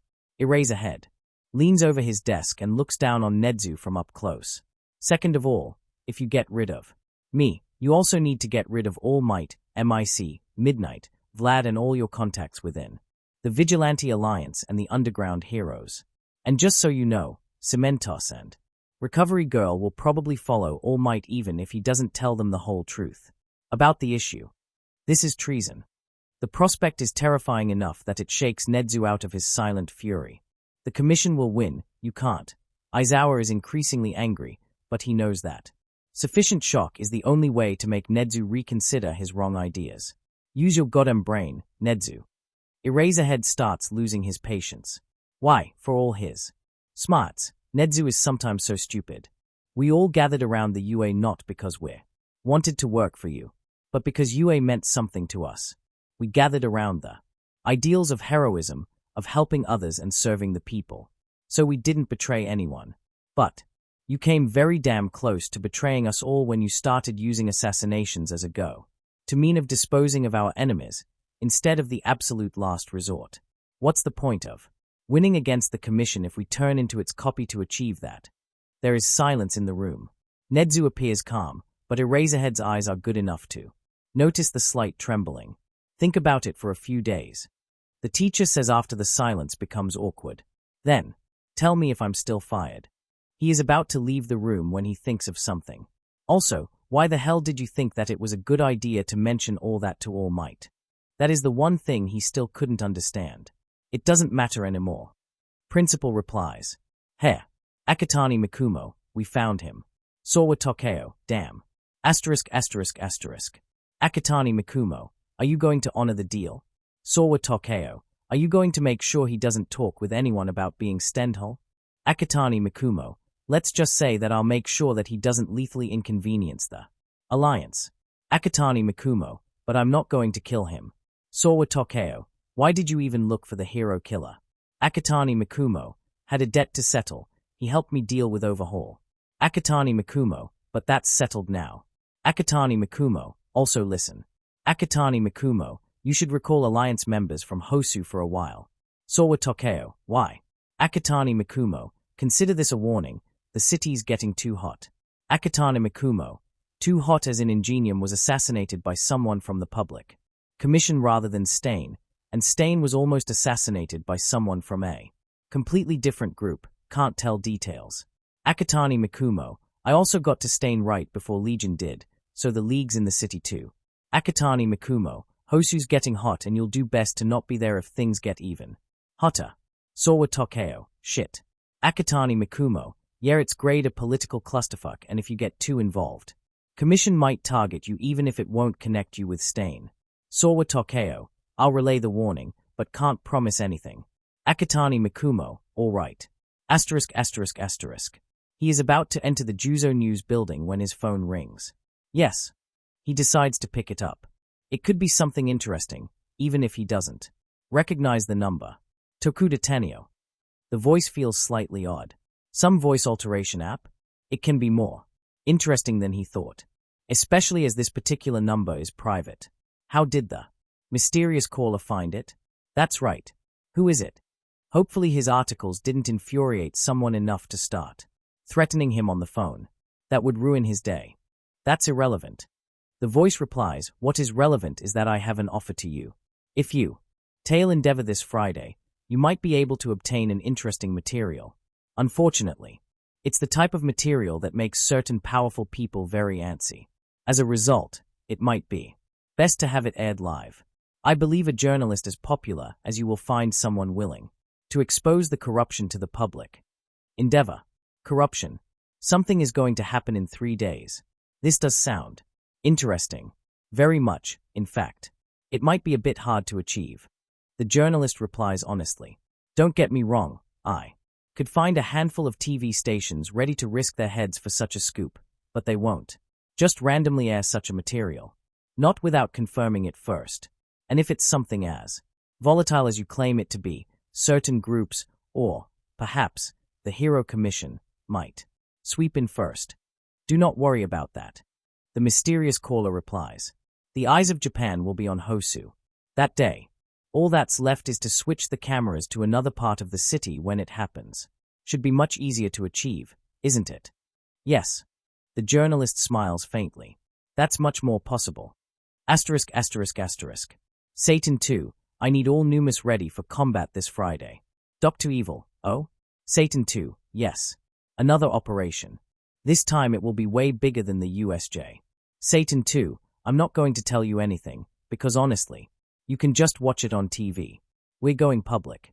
Satan 2, not going to ruin the surprise. Dr. Evil, finally planning something big. Heh. Dr. Evil, Sensei would be proud. Dr. Evil, I have 9 second gens operational, including one near high-end. Satan 2, marvelous. Kurogiri will pick them up from the usual spot on Thursday. 10 p.m. Works. Dr. Evil, yes. I will have them all prepared. Izuku still didn't figure out how to explain to the doctor that he is all for one's son rather than chosen successor. It was going to be an awkward talk, considering how that man pretty much worshipped his father. He also thought that said father was dead. Even more awkward. Asterisk. Sawa Tokyo, Alliance decided to listen to your warning. Akatani Mikumo, oh? Sawa Tokyo, we contacted some other sources. Too many strange things are happening in the city nowadays. Sawa Tokyo, something nasty's in the air.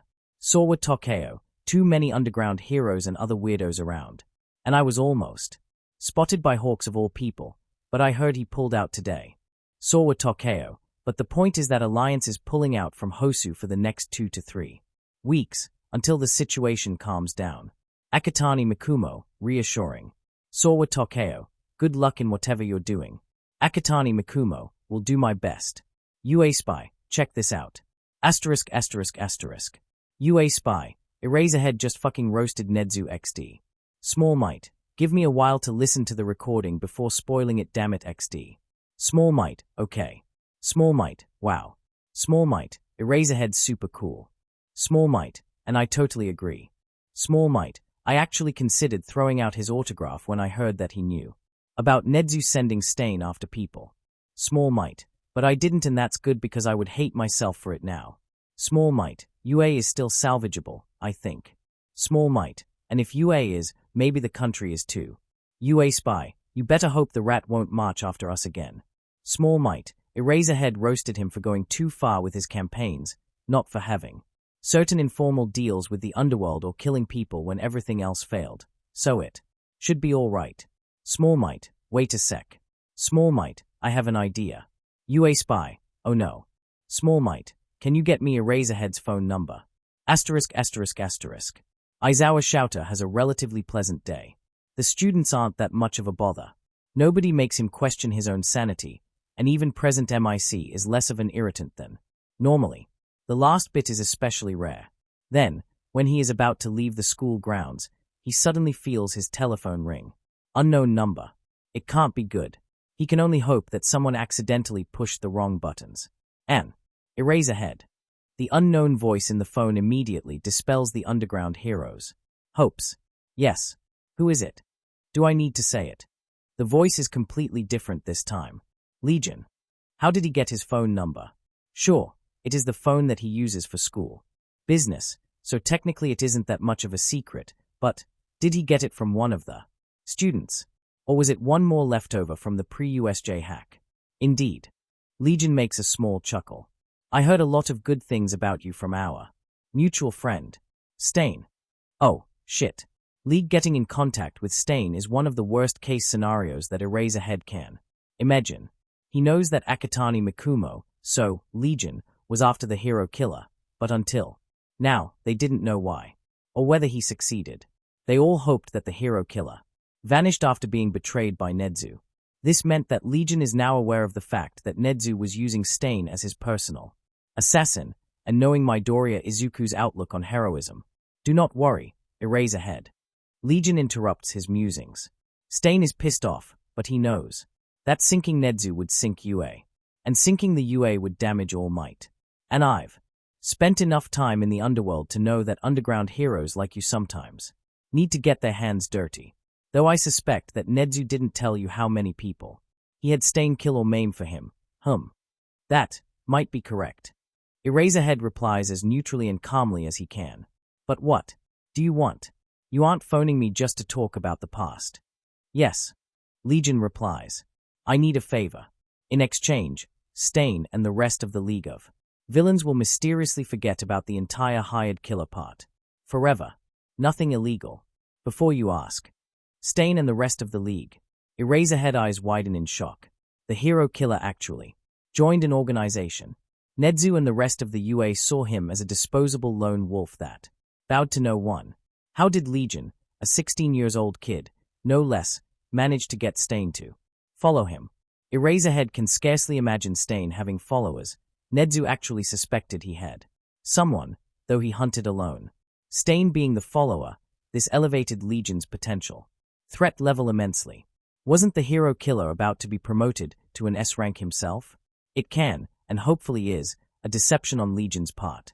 It's not like Eraserhead got to see Stain and Legion working together. All he has are Legion's words. What would that favor be? Aizawa asks. I need the underground heroes to pull out from Hosu for a few days. Legion replies. I know that Ms. Joke sent a lot of them to look for Stain, and I know that she will listen to you, if you ask her for it. I want them out by the end of tomorrow. Oh, I might consider that, if you tell me what you are planning. Erasure Hero replies. He needs information. Legion has already outgrew their estimations of his potential danger level. All I can tell you is that it will change the dynamic between the Hero Commission and the UA completely. Legion replies. I'm going to win Nedzu's war for him, and keep your hands and his paws clean. But I want to avoid collateral damage, and to that end, I need to get rid of all the wild cards. A group of underground heroes whose placement I can't predict can throw the whole plan through the window, and you know how ugly improvisation can be. From the mess in the USJ. Eraserhead mentally skims through everything that he knows about Izuku Midoriya. How trustworthy is he? He didn't shout at Nedzu about going too far, only to immediately go too far himself. That would be illogical. His knowledge points towards conditional yes. The League did its best to limit collateral damage during the USJ attack, made sure to not hurt any kids, save for a small slip that was Bakugu, and targeted the Hero Commission's hero. Legion appeared to be a fanboy of UA. But is that still a thing? Hearing about UA faculty arranging assassinations of their political enemies can change a fanboy into a hater, agreeing, even verbally, to pull out of a city at the behest of a S-rank villain will be a nail to the political coffin if made public. Eraserhead hated politics. I already had that talk with the Alliance, before you ask. Legion interrupts his musings. Again, Crawler's merry bunch of misfits has already left the city. All I'm doing is having the groups I like pull out before shit hits the fan. No weird schemes here. He knows about Crawler too. The day just keeps getting worse. But if the Vigilante Alliance did pull out at his insistence, it gave some credence to Legion's words. I'll have to check if the Alliance has truly pulled back. Eraserhead eventually decides what to do. But if it did, then you have the deal. Great. Legion sounds genuinely happy. Don't throw out the phone. I'll tell you when to. Switch the TV on. Then the call ends. Switch the TV on. What did Eraserhead just agree to? Asterisk. I wish to apologize. Nedzu says, actually bowing his head before them. What I did was wrong. I let my personal vendetta against the Hero Commission cloud my mind, and took the war with them too far. I'm sorry, and I promise you that this will not happen again. Eraserhead didn't expect to be called into the principal's office for this. Judging from the look on the All Might's face, he wasn't the only one. Principal Nedzu. All Might is the first one to answer. He is in his inflated state, but the solemn and serious expression on his face made him look strange. This isn't the smiling face that the world was used to. I'm not going to lie to you. I find your actions reprehensible. I'm not blind to the world. I know what state Japan is in. And I know that without you and Sir Night-Eye doing some morally questionable things behind the curtains, the villain that tore my stomach and lung out would still be at large. But I'll repeat my words from our arguments. We are heroes. We are supposed to inspire people. Give them hope. Become an example for them to follow. Few short seconds of silence. You ordered assassination of almost 40 heroes, regardless of what they did or whether they could be dealt through a legal process. You went too far. Whether or not you apologize for it, I expect you to turn yourself in when only it will be possible to do that without threatening the integrity of Japan. And if you do not do it, then I will do it for you. Technically, all that Nedzu did was leak evidence of corruption, but to a man who considered cleansing corruption with bloody murder his calling, whether that would influence the verdict was anyone's guess. I'll do that gladly. Nedzu replies, because if I'll be in a position to do it, then it will mean that my work in Japan is over, and the country is safe. Eraserhead wonders if he was going to get imprisoned too. He did act as a courier on 3 occasions. Nedzu probably knew that he would say no to most cases, so those 3 were particularly nasty. But somehow he doubted that it would be a good defense in court. Water under the bridge now. Aizawa says, We should get ready to deal with the fallout. Legion contacted me directly. He did what? All Might is startled. Nedzu is obviously startled as well, but he did that. Wordlessly. Phone call. Eraserhead replies. Unless he lied to me, Stain has just joined the League of Villains. Nedzu goes pale. Probably. Lack of human face, or exposed skin, makes identification of such expressions hard, but Eraserhead has a hunch. Legion knows all about your deals with Stain and used that as a leverage to make me withdraw all underground heroes from Hosu for a few days, right after he persuaded the Vigilante Alliance to pull out from the city too. Eraserhead sighs tiredly. It is only going to get uglier from now on. He simply knows that. I don't know what his plans for Hosu are, but apparently they will change the dynamic between the Hero Commission and UA, and win Nedzu's war for him, while keeping our hands and paws clean. I'm quoting Legion here. Eraserhead continues. It will also include television, since he told me that he'll phone me again to tell me when to switch on the TV. So, Nedzu, if you believe in any greater power, you should pray fervently until the plan goes through. Because if Legion lied to me about his goals, your bloodthirsty streak has just allowed a 16-years-old hero fanboy turned supervillain to checkmate the entire UA. Oh dear. If Nedzu was, indeed, pale earlier, then now he is borderline transparent. That's very bad news indeed. Asterisk, asterisk, asterisk. So, does everyone understand the plan? Izuku asks, raising his head. The entire League of Villains, including the 4 new potential recruits, are with him, all surrounding a large table, with a map of Hosu, with a number of flags and chess pieces scattered through it, plus some pictures, typically of local pro-heroes whose quirks Izuku dissected. Are you sure you are 16 years old? It is Spinner who voices the main controversy, and not Dunno, a century-old villain mastermind who got hit by an age-reversing quirk. It is quite ironic that his sister has just that quirk, and that his father is a 2 centuries-old villain mastermind. But he isn't going to announce either, although he can see Stain and Himiko growing faint smiles after the question. They know about Eri's quirk. We are wondering about that too. Mustard comments, causing few of the League's old members to chuckle or laugh. I had a good teacher. Izuku replies, trying not to blush. And started early. Understatement. Both sentences, in fact. The actual training started when he was 8 years old, but it's not like he didn't catch some snippets of knowledge here and there earlier. Stain laughs loudly. And now you know why I like this kid. The hero killer says. Convictions, adherence to a personal creed, and brains. You only got better since the last time, Izuku. Yeah, but I'm still 100% sure that things will go bad at some point. Izuku replies. USJ's plan was equally good, but I can't foresee everything. I got 2 main sources of wildcards in the city out of it, but plans can only take you so far. Worst of all, we only had 2 teams to coordinate back then, but now we have a few more. Kurogiri and Gremlin are going to be crucial. So I'm saying this once again, if any of them is in danger, the nearest party has to drop whatever they are doing and move in to assist.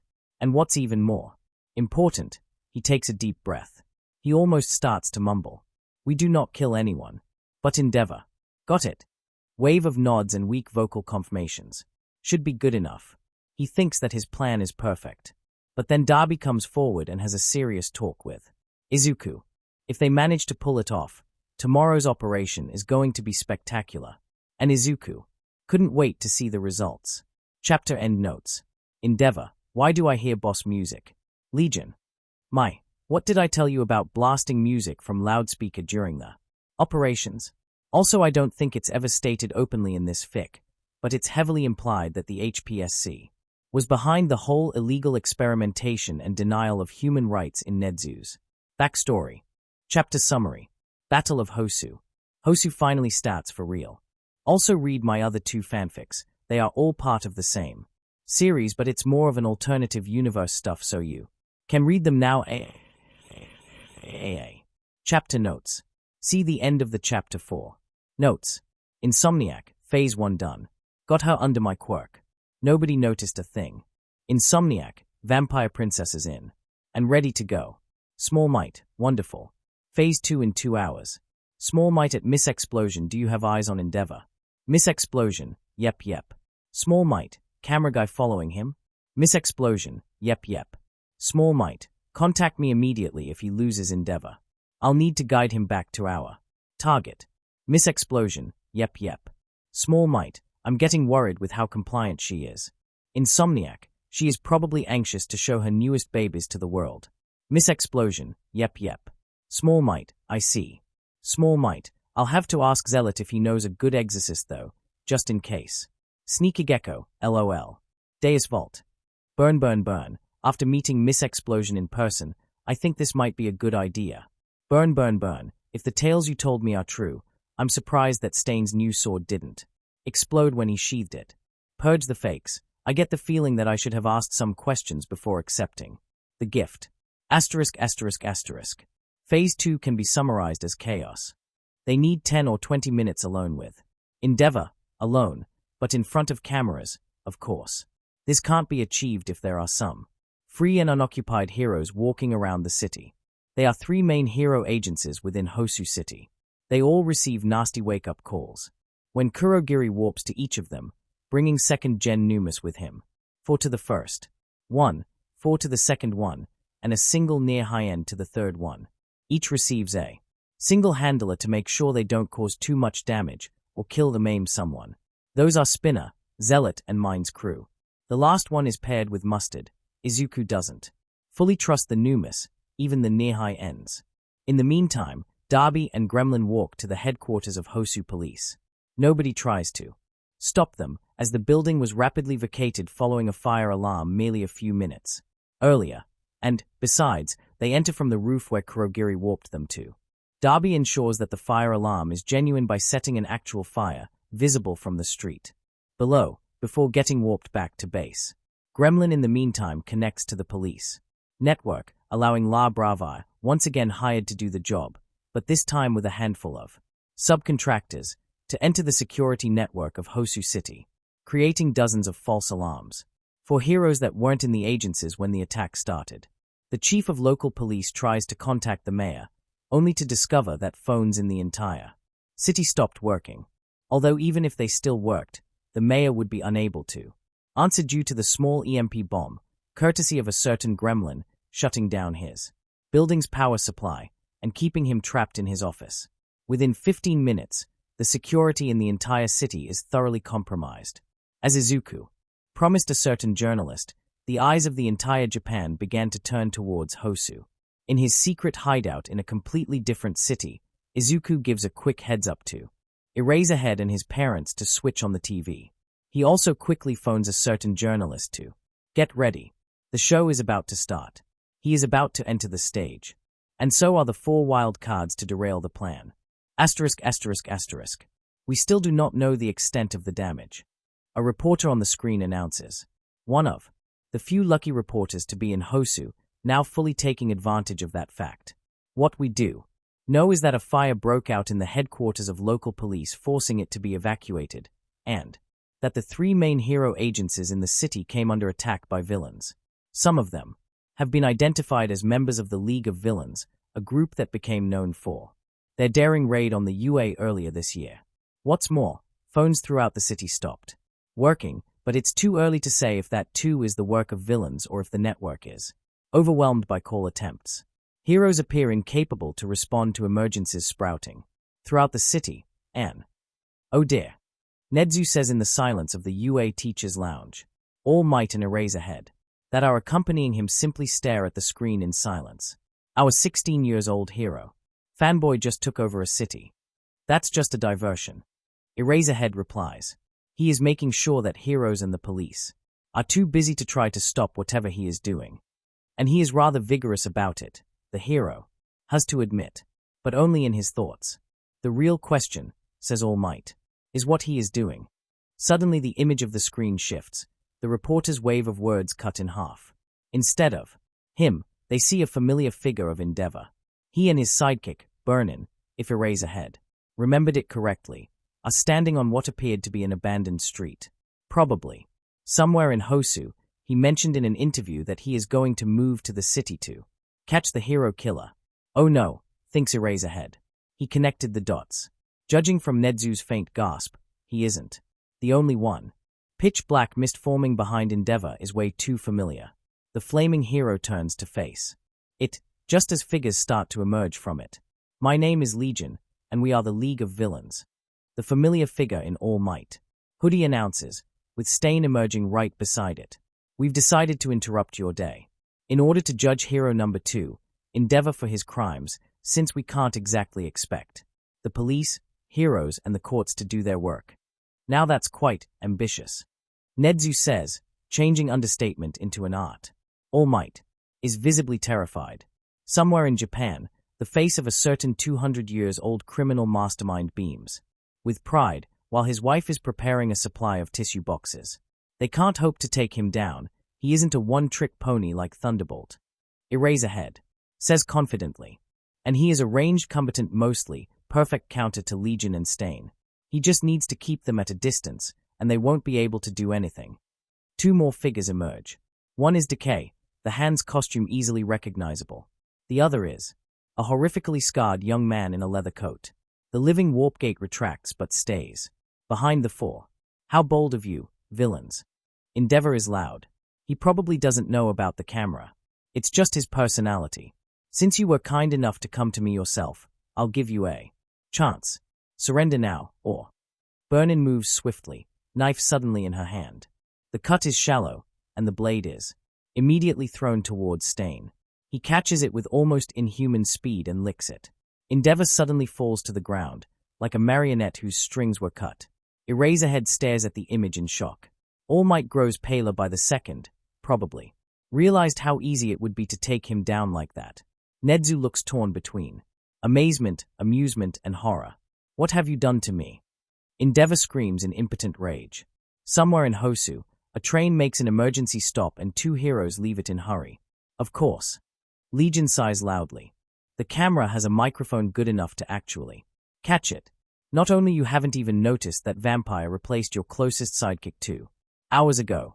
The fake Burnin makes a victory sign and hops over to the Legion side. But the first thing you do after that is to scream about yourself. The real Burnin is unharmed, if slightly bound, and probably deeply touched by your attention. He turns his head towards Stain.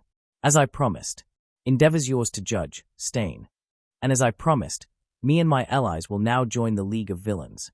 Stain announces, before walking over the fallen Endeavor. He draws his katana and hovers it above the number 2 hero. Are you ready to face justice, false hero? As if a villain like you had a right to talk about justice. You can say a lot of nasty things about Endeavor, but not that he is a coward. You are just a murderer, hero killer. Even if you manage to kill me now, someone else will end you. I'm looking forward to it. Hero killer replies with pride. Eraserhead doesn't doubt his honesty even for a second. When I began purging the world of fakes of you, I took it for granted that a hero would finally come and stop me. I am, as you said, a murderer. And heroes stop murderers. My only wish was for my vanquisher to be worthy of his title. He smiles widely and maniacally. But what sort of court would we be if you didn't get to hear the accusations before execution? Darby. He turns his head towards the horrifically scarred man. I assume you have something to say. Oh, let me guess. Endeavor decides to deride his soon-to-be killers. You're a villain who tried to kill, rape, or steal from someone, and then I, the horrible, horrible hero, came and burned you. And now I'm going to be killed for that quote-unquote crime. The burned man, Darby, Eraserhead reminds himself, walks over the fallen giant and kneels down in front of him. The burning part and getting killed for it is correct. Darby replies calmly. Eraserhead could see his eyes gleaming, but the villain part came later. You don't recognize me, Endeavor? I'm quite sad.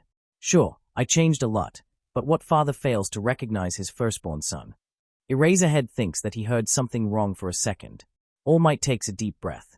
His eyes fixed on the screen. They can see Endeavor's face, and how pale it gets within a few seconds. Tuya. The terror and shock is clearly audible. In the Todoroki residence, a plate drops from someone's hands.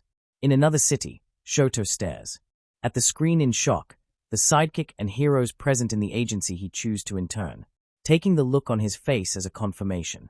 Yes, father. Darby smiles. Look, I survived your flames. But wait, this is supposed to be a court.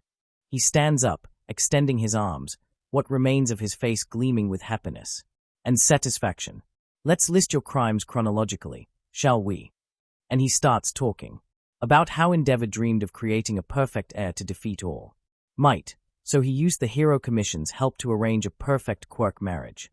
On how he treated Tuya as his default successor due to being born first and the strength of his flames, ignoring the fact that his fire resistance didn't work as it should. How he eventually decided that Tuya is useless and went to look for alternatives. Then he goes on how Endeavor treated his wife as a broodmate and started producing spare children, on how his next 2 children were deemed failures, and how the last one, Shouto, was finally his perfect masterpiece. And then he describes, in front of the entire Japan, how Endeavor casted Tuya aside, despite the elder brother trying even harder to succeed in the mission that he took as his sole goal in life.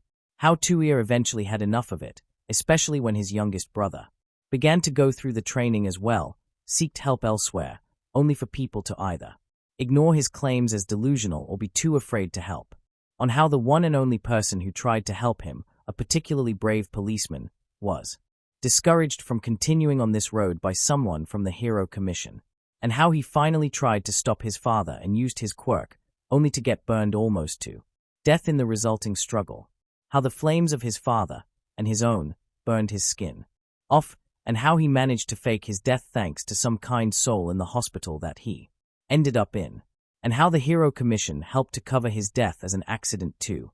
Somewhere in Tokyo, the most powerful woman in Japan crushes the glass of wine in her hand, and fails to notice that as she phones her co-workers to interrupt the broadcast and wake up people from the PR department. And finally, he says how his mother finally snapped under pressure and threw boiling water at Shouto's face, on the half that resembled his father. How the Hero Commission helped his father put her in a mental asylum while making sure that nobody would ask any questions about the reasons for the snap. Stain reapplies paralysis on Endeavor, but Eraserhead barely notices it. And how Todoroki Shoto, despite that, won the UA Sports Festival while using only his mother's side of his power, as he vowed to never use his father's flames. As he ends his tale, Eraserhead is angry at himself. Why didn't he notice? Why didn't he ask Shoto why he only uses half of his power? Why did he fail him, just like everyone else failed? His older brother, Endeavor, All Might, is absolutely livid. He is in his inflated form, his fists and mouth clenched. Eraserhead never saw the symbol of peace this furious. To this day, All Might seemed oddly blind to how much Endeavor hated him, but now, he understands. He also understands how that hatred ruined the lives of 5 innocent people. And this isn't even everything. Legion speaks as Darby ends his speech. The Hero Commission does it all the time. Does anyone still remember the 9 victims of that horrible fire in Nagata 9 years ago?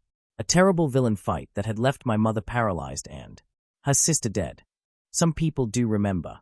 If not, many others will find out tonight. Eraserhead is certain of that. He also knows what's going to happen next, not like it can help anyone. Bakugo Katsuki's parents recognize the victims. Realization starts dawning on their faces. Only the villain fight was, in fact, Thunderbolt messing up. Legion continues. Took me years to find out the truth, since the Hero Commission did their cover-up so well. And thus I am here. A villain dispensing justice because he cannot trust the heroes to do that. He laughs bitterly. Darby. No, the scarred man shakes his head. Sons shouldn't kill their fathers. Even such fathers. Endeavor is a broken man. He doesn't say anything, merely stays in shock and terror. He is yours to judge, Stain. Darby and Decay vanish from the scene, teleported away by the warp gate. Any last words, Endeavor? Stain asks. The answer is silence. Very well. I pronounce you a fake hero, a villain that became a false idol to the masses, an insult to the very concept of heroism, and the punishment for that is death. The sword raises. The first 3 wildcards arrive at the scene. ******. Up until this moment, Izuku's plan was going swimmingly. Local heroes were occupied with the distractions. Policemen were running around like headless chicken. Endeavor had his Crimes exposed to the entire world, vampires in their hideout, observing news, she would write to him if it was taken off. His voice changer makes sure that he doesn't stutter in his lines. In short, it is going perfectly. Then, right before Stain could nail Endeavor to the ground with his sword, the hero number 2 suddenly vanishes. Something, he saw hands for a second, pulled him underground, the massive body somehow melting into it. What the? Stain is startled too. He takes a step back and looks around, then gets kicked in the face by something small and very, very quick. Izuku curses quietly. Endeavor emerges from the ground 20 meters away from them. Next to him is someone, wearing the familiar armor of the Ingenium, and another hero, whom he recognizes instantly, as he watched him during the festival. Mirio Tagata. Lemillion. In a certain school, hero number 1 and a certain underground 1 gasp loudly, simultaneously, shocked by the new arrivals that they both recognize. Since when can he move others underground? Izuku is confused. He would have known if that was a thing during the festival. Kurogiri. Legion says calmly, evacuate other teams, then come back. The warper obeys, and vanishes from the street. Something went wrong. It's time to pull out whoever he can, in case they need to be warped in as reinforcements. Didn't you hear what was just said, Lemillion? Legion shouts. The hero is surprised by being recognized. The man you are defending is a monster. Monster that no court in this country can touch. I do not care. Lemillion shouts back. If he truly committed these crimes, I'll make sure that he pays for them. But I will not let you murder him. Barrage of blows intensifies. Stain takes them all in silence, his hands protecting his face. First few doesn't shake him a bit, but then they stop working. His eyes dart around the street, following the attacker, reading his movements better and better with every second. Good answer, Lemillion. Izuku shouts cheerfully. You are a great hero. Someone actually worthy of the title. Unfortunately, I'm still a villain. Reflex boost. Overhaul. He touches the ground under him. Overhaul can alter all matter, not just the biological one. Something he intentionally forgot to mention to Detective Tsukochi. Now he takes advantage of that. Nobody can recognize the fact that he is using that man's quirk. He also takes advantage of the fact that he trained altering non-organic matter a lot. The ground shifts. Massive hands emerge from it in front of Lemillion and Ingenium's brother, made of concrete and asphalt. Lemillion shatters his with a surprisingly powerful punch, while Tenya Ida, Izuku finally remembered the name, shouts Recipro Burst and breaks the other hand with a massive, supercharged kick. Super move. Like Ingenium's, but with different placement of the engine. Izuku loves super moves, just like he loves heroes and villains as a whole. Stain catches up.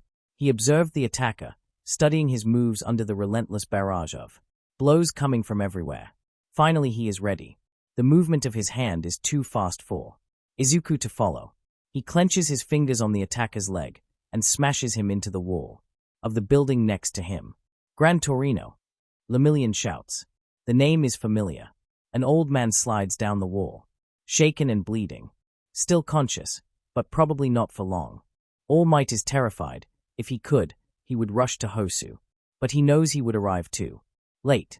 Izuku makes a connection. Stain, wait. The hero killer pauses in his steps. He is All Might's old mentor. Let him. There. Stain thinks for a second. He is interrupted when Ingenium storms after him. The kick, still powered by the Recipro Burst, pushes him back. But Stain is a combat veteran, who is facing someone powered by rage, yet essentially inexperienced. Tenya Ida feels satisfaction only for a few seconds. Then his body collapses on the ground, paralyzed by Stain's quirk. He didn't even notice the shallow cut on his leg. I will spare in memory of your brother. Stain recognized the kid too. He is standing, victorious over 2 fallen heroes, even if one of them is still a student, but is magnanimous. In his victory, neither of them were his prey for tonight. And because you rushed in to save him. He looks towards Gran Torino. And I spare because I do not kill the elderly. He walks beside them, ignoring the curses that Tenya throws at him. His target is the still paralyzed Endeavor, lying on the street behind Lemillion. Lemillion comes to a decision. Izuku can see that in his eyes. The ground under him explodes, and Izuku sees bursts of electricity surrounding his fist and legs. None of this makes sense. He dashes forward, too fast for Izuku's eyes to follow. Survivor, life support. The lights go out. His mother cries before the TV, while his father stares at it in horror, the only person in Japan save for All Might and Sir Night-Eye that understood what just happened. ******. The impact was impossibly powerful. Stain was a veteran of hundreds of fights. He saw a lot of things, but his fights tended to be cut short by his quirk. And before this day, he never saw up close how the true power looks. Like, the street vanished. The hero kid stands there, panting heavily. His right arm is visibly broken and shattered, and he seems to be barely able to stand upright. Before him, Stain sees nothing. Steam and dust cover everything. But he can see damages on the buildings on both sides of the street going on forever. Izuku disappeared. Stain stands up from the ground. Only now he realizes that what sent him there was the air pressure of the punch. He heard that All Might could do such a thing, but a school kid. The strength was absurd, but the speed wasn't. Stain had time to leap back and cover the fallen ingenium. Oh, how similar he was to his brother and the fallen hero. It was an instinct. The danger he felt from the young hero was so overwhelming that he didn't think before he acted. But now he stands up and feels particularly murderous. What happened to Izuku? Did he? Hand emerges from the smoke. The hero kid is too close to it and too exhausted to react in time. When it touches him, his remaining arm and legs twist unnaturally and the young hero screams and falls to the ground. Then the rest of Izuku emerges from the smoke. Somewhere in Japan, a terrified mother starts crying even more. Upstairs, her adopted daughter hugs her dog even more, wondering what happened this time. All Might, in his school, is even more terrified than Midoriya Inko, but for a different reason. Stain has no idea how Izuku is still able to stand. The front of his hoodie was practically vaporized by the hit, and so was most of the skin under it. His mask vanished somewhere, exposing his true face to the world. He is bleeding profusely from everywhere. And if that isn't enough, his right arm is just gone. In the League's hideout, Himiko screams in horror. Mustard stares at the image on the screen. With a blank face, his brain refusing to process what he sees. Tenko wants to murder whoever hurt his unofficial little brother so much. The three sidekicks of Stain have their reactions. Much more subdued. That was really close, Lemillion. The voice is weak, but not inaudible. Just a little bit. Faster or a little bit stronger, and you would take me out. And then you could focus on Stain. You would probably save Endeavor. You are a really cool hero, you know? You broke your arm saving someone whom you knew didn't deserve that. Izuku turns his head towards Stain. Finish him before the paralysis ends. Kurogiri appears from nowhere, his face unreadable. He floats quickly towards Izuku, who gestures to him to stay back. Stain starts walking towards the fallen flame fake. To say no to an order said by someone who kept standing despite wounds like that is unthinkable. The strength of conviction alone is almost unmatched. Equal to his. Perhaps more. He is impressed. More than he would like to admit. Lemillion and Tenya curse him. He doesn't care. He never did. Gran Torino remains unconscious, slumped by the wall. Did he bleed out when no one was looking? That's when the fourth wildcard makes a move. Chapter end notes. Not many plans survive the contact with the enemy. That one, certainly, didn't. Few notes. 1. In this here AU, United States of Smash is more of an ulti. It can be used more than once in a holder's life.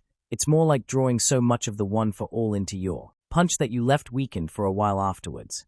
But it's certainly the strongest stuff in All Might Lemillion's arsenal. 2. I'm not saying that Toga and Stain would make a horrifying duo capable of taking down most high-ranked heroes if they did it that way, and didn't do it in front of the cameras to not warn their future victims of it. But, like, that's some scary combo attack. 3.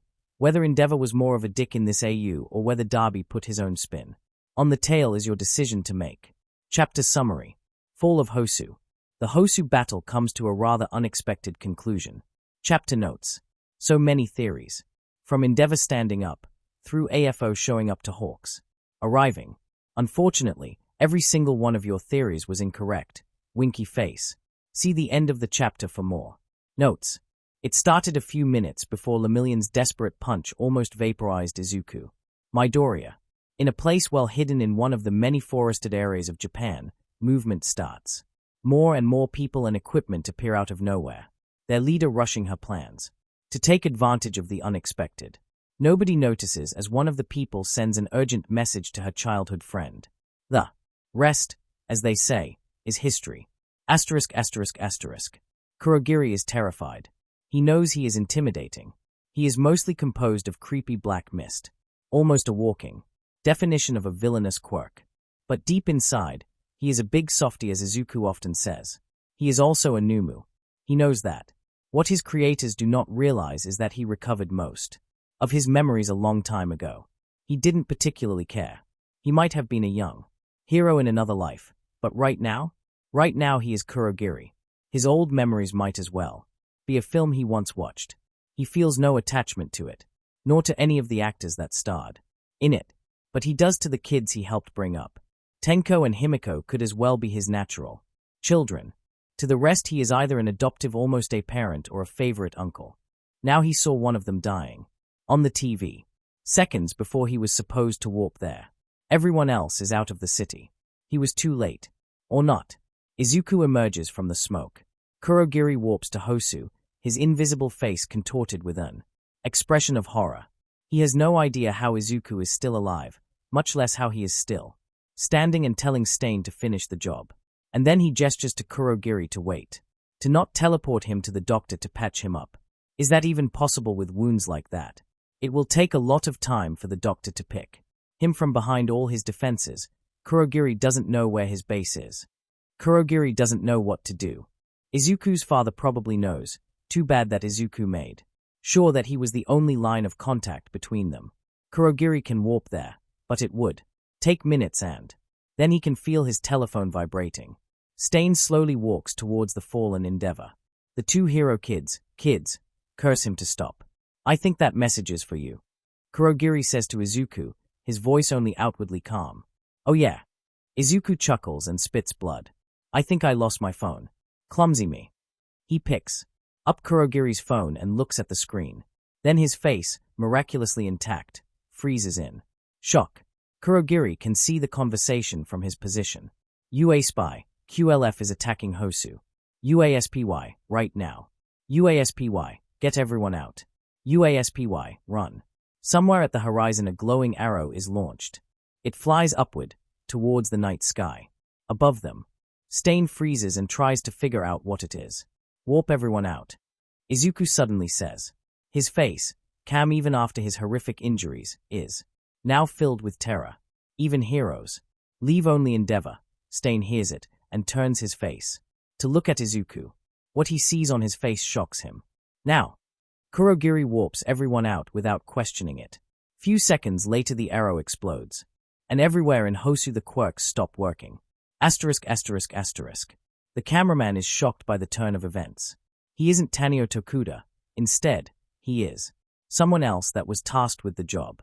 Tokuda is too valuable person to risk his life.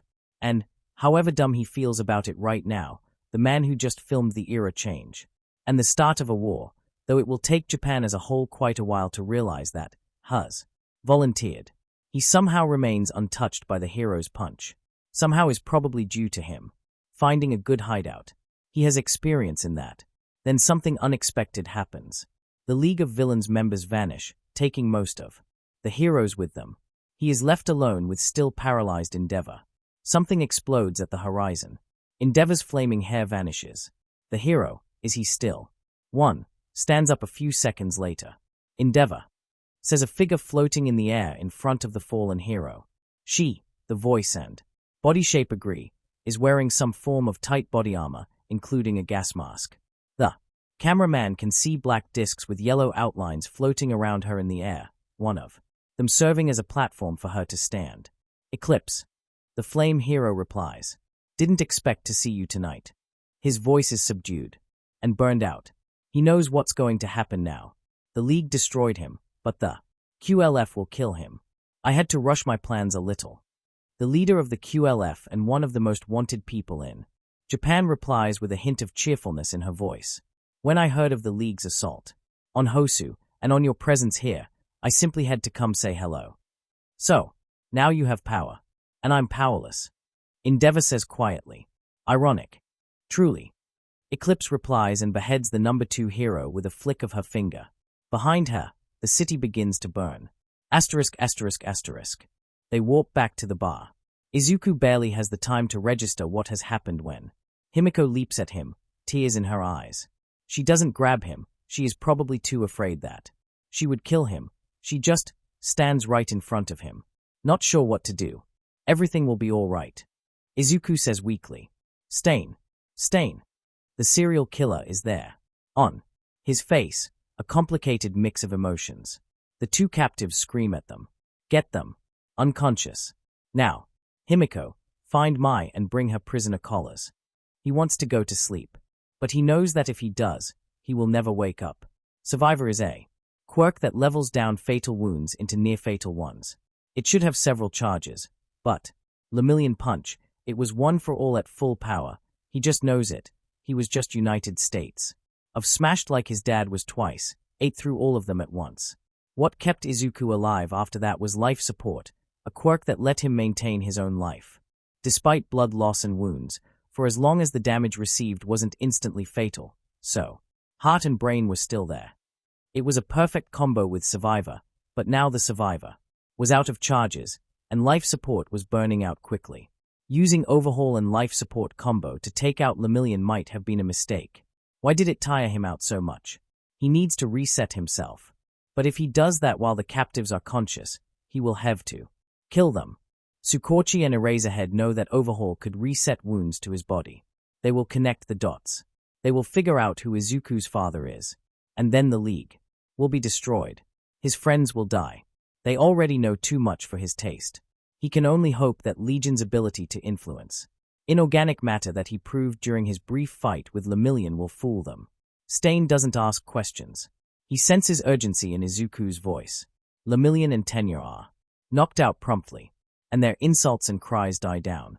Izuku uses Overhaul. The power refuses to work. He used too much energy. There is nothing left to heal him. Is he going to die? No. Kurogiri. He slumps down on the floor. Everyone is panicked, too panicked to know what to do.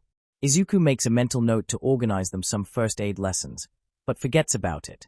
Immediately. Trigger. The special one. Now. Orders still work. Kurogiri brings it quickly. One of Overhaul's special brand of trigger. Something to give him a boost, without the nasty side effects. Izuku raided his fridge back. Then, he fails to inject it. Someone, is that Mustard? His eyes got cloudy, he can't see it, helps him. The energy courses through him. He tries the reset again. It works. His body shifts, his wounds close and his arm is restored. His eyes work again. His lungs take in air with renewed vigor. But he is still exhausted and he can feel his consciousness beginning to slip again. Did he fail to heal himself fully, or is he just too tired to stay awake? He sees Mustard right next to him, busy falling back onto his butt. Shocked looks on the faces of the Stain's sidekicks, and only slightly less shocked on old League members. They never saw him restore himself, especially that much. Stain's eyes flare. He recognizes the quirk. He has questions, but he won't ask them now. Check Torino. Izuku says. Doesn't specify whom he speaks of. Hands pull him back to the nearby couch and lie him down on it. He's dead. Stain's voice is remorseless. Izuku refuses to accept that. It wasn't long. He can. Still. Bring him here. He orders. He knows that he will reveal too much, but Grand Torino was All Might's mentor. He was Lemillion's mentor.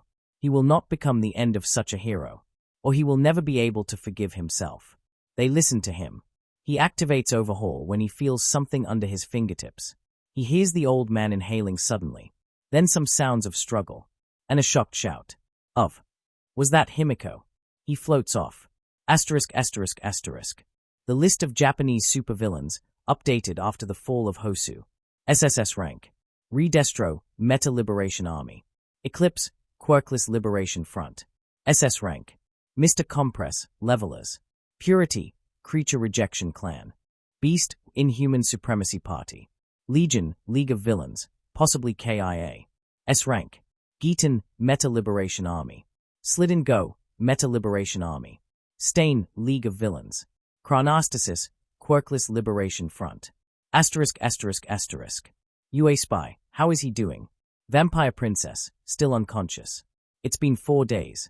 Vampire Princess, I'm worried. Cat Provider, you shouldn't. It's a quirk exhaustion. Vampire Princess, I saw him almost die. How am I supposed to not be worried? Cat Provider, Himiko. I understand that. I felt the same when I saw him emerge from that smoke, looking like a walking corpse. Cat Provider, lashing out on me won't help him. But I know that if he was awake, he would be worried about you being worried. Vampire Princess, using him against me is underhanded papagiri. Insomniac, he is right though. Then again, what is Small Might not worried about? Handyman, Carrot, I remember him almost bawling because he wasn't sure if I was going to like the game he bought me as a present. Handyman, damn that was years ago. UA Spy, what about the new members? Are they staying? Vampire Princess, yeah, boss has left an impact. Sneaky Gecko, you could just ask us directly, you know? Sneaky Gecko, we are new to the villain network, so we aren't here a lot. But still. UA Spy, sorry. Sneaky Gecko, NP Mr. Spy. Sneaky Gecko, and as Vampire said, Legion, seriously, holy shit, what is that guy made of? Sneaky Gecko, that punch looked like United States of Smash. Sneaky Gecko, and he stood up after it. Sneaky Gecko, seriously WTF. Insomniac, welcome to the club of people seriously confused by the shit boss is pulling off. Regularly. Insomniac, we should get t-shirts. Insomniac, with his face enlarged, how does it even work above it? Vampire Princess, LOL I want one. Cat Provider, you should all be happy that I immediately walked to his house and told his parents that he is all right and will make a full recovery. Sneaky Gecko, why? Vampire Princess, because his mystery dad would have fucking burned Japan to the ground if his son died. Cat Provider, this, but without an expletive. Sneaky Gecko, is his dad Redestro? Fuck school. Welcome to the club of the enlightened. Insomniac, Jesus Christ not another one. Vampire Princess, I kinda think that his dad is the guy that stalks Redestro in his nightmares. Vampire Princess, can't tell you anything more unless boss wakes up and says that I can. Sneaky Gecko, I'm equally curious and terrified. Insomniac, welcome to the yet another club, this time of people that aren't sure if they want to know the truth about boss past. Vampire Princess, so what are we doing with the prisoners by the way? Haven't seen them in a while now that I think about it. Sneaky Gecko, Stain had Zealot Petch the Mini Ingenium and Mr. Megaton Punch, he knows a few things about first aid, then he gave all 3 those shock/quirk suppression collars, and keeps them locked. Sneaky Gecko, I think he waits for Legion to wake up before decisions, but hard to say. Sneaky Gecko, he kinda stopped talking to people and just hounds around my Doria's bed. Fuck school, okay so. Fuck school, can we finally address the part? Fuck school, where Small Might fucking resurrected that old man. Fuck school, how does his quirk even works? Fuck school, can quirks even do that? Fuck school, I'm so confused. Handyman, boss is obviously a cleric. Handyman, kills and heals and reases with touch. Handyman, but he is overleveled and a min-maxer. Handyman, does All Might count as a deity? I am confused. Insomniac, Izuku being the LVL 20 cleric of All Might sounds about right lol. Cat Provider, I would have rather addressed the fact that Japan is going down the drain. QLF, just destroyed another town. Vampire Princess, crap. Did they use the gas again? Cat Provider, yes. Then they rolled in with soldiers and tanks through the Eclipse's warp gate. Blew up local police stations, hero agencies, a support item factory and workshops, governmental offices, not before having the local bureaucrats face firing squad in front of cameras, and setting lots of fire at random. Plus shoot whomever they didn't like. Cat Provider, minimal resistance, as always, but media speculate that QLF is running out of war supplies. It's the 4th day and the 4th town, they can't have that much equipment stashed up. Also all heroes out there are investing into gas masks. We apparently have a shortage throughout the country, so the resistance should be increasing. Insomniac, boss is going to have a field day over this when he wakes up. Asterisk. Izuku wakes up, which is quite reassuring. When he was falling asleep, part of him suspected that Overhaul failed to fix everything and he was going to die. He is still in pain. Not a powerful one, but an ever-present one. How long was he lying on the bed? How long was he unconscious? What did he miss? We have things to talk about, kid. Stain is there. Of course he is there. The serial killer is. Sitting in a chair next to the entrance to the room, Izuku recognizes it now as the one he used to sleep in when he was staying the night in the base. Eyeing Izuku with an unreadable face. Not even a great to see you awake, or something. Izuku is slightly sad, although not like he expected anything else. Not from Uncle Stain. Quirk. His voice is still a bit meek, so he cleared his throat profusely. Things should be better now. Yes. Stain replies coldly. I had suspicions earlier, but now I'm certain. That's overhauls. Quirk. How is that possible?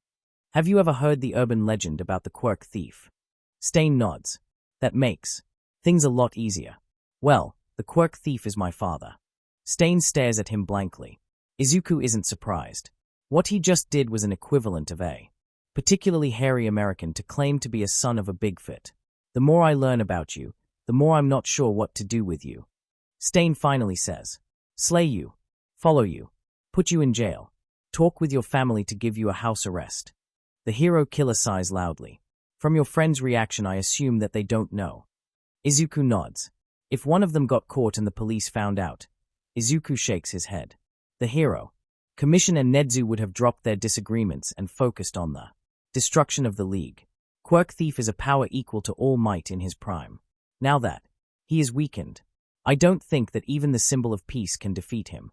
But they all think that he is dead. Somehow, Stain doesn't comment on the equal to All Might part. Izuku is genuinely surprised by it.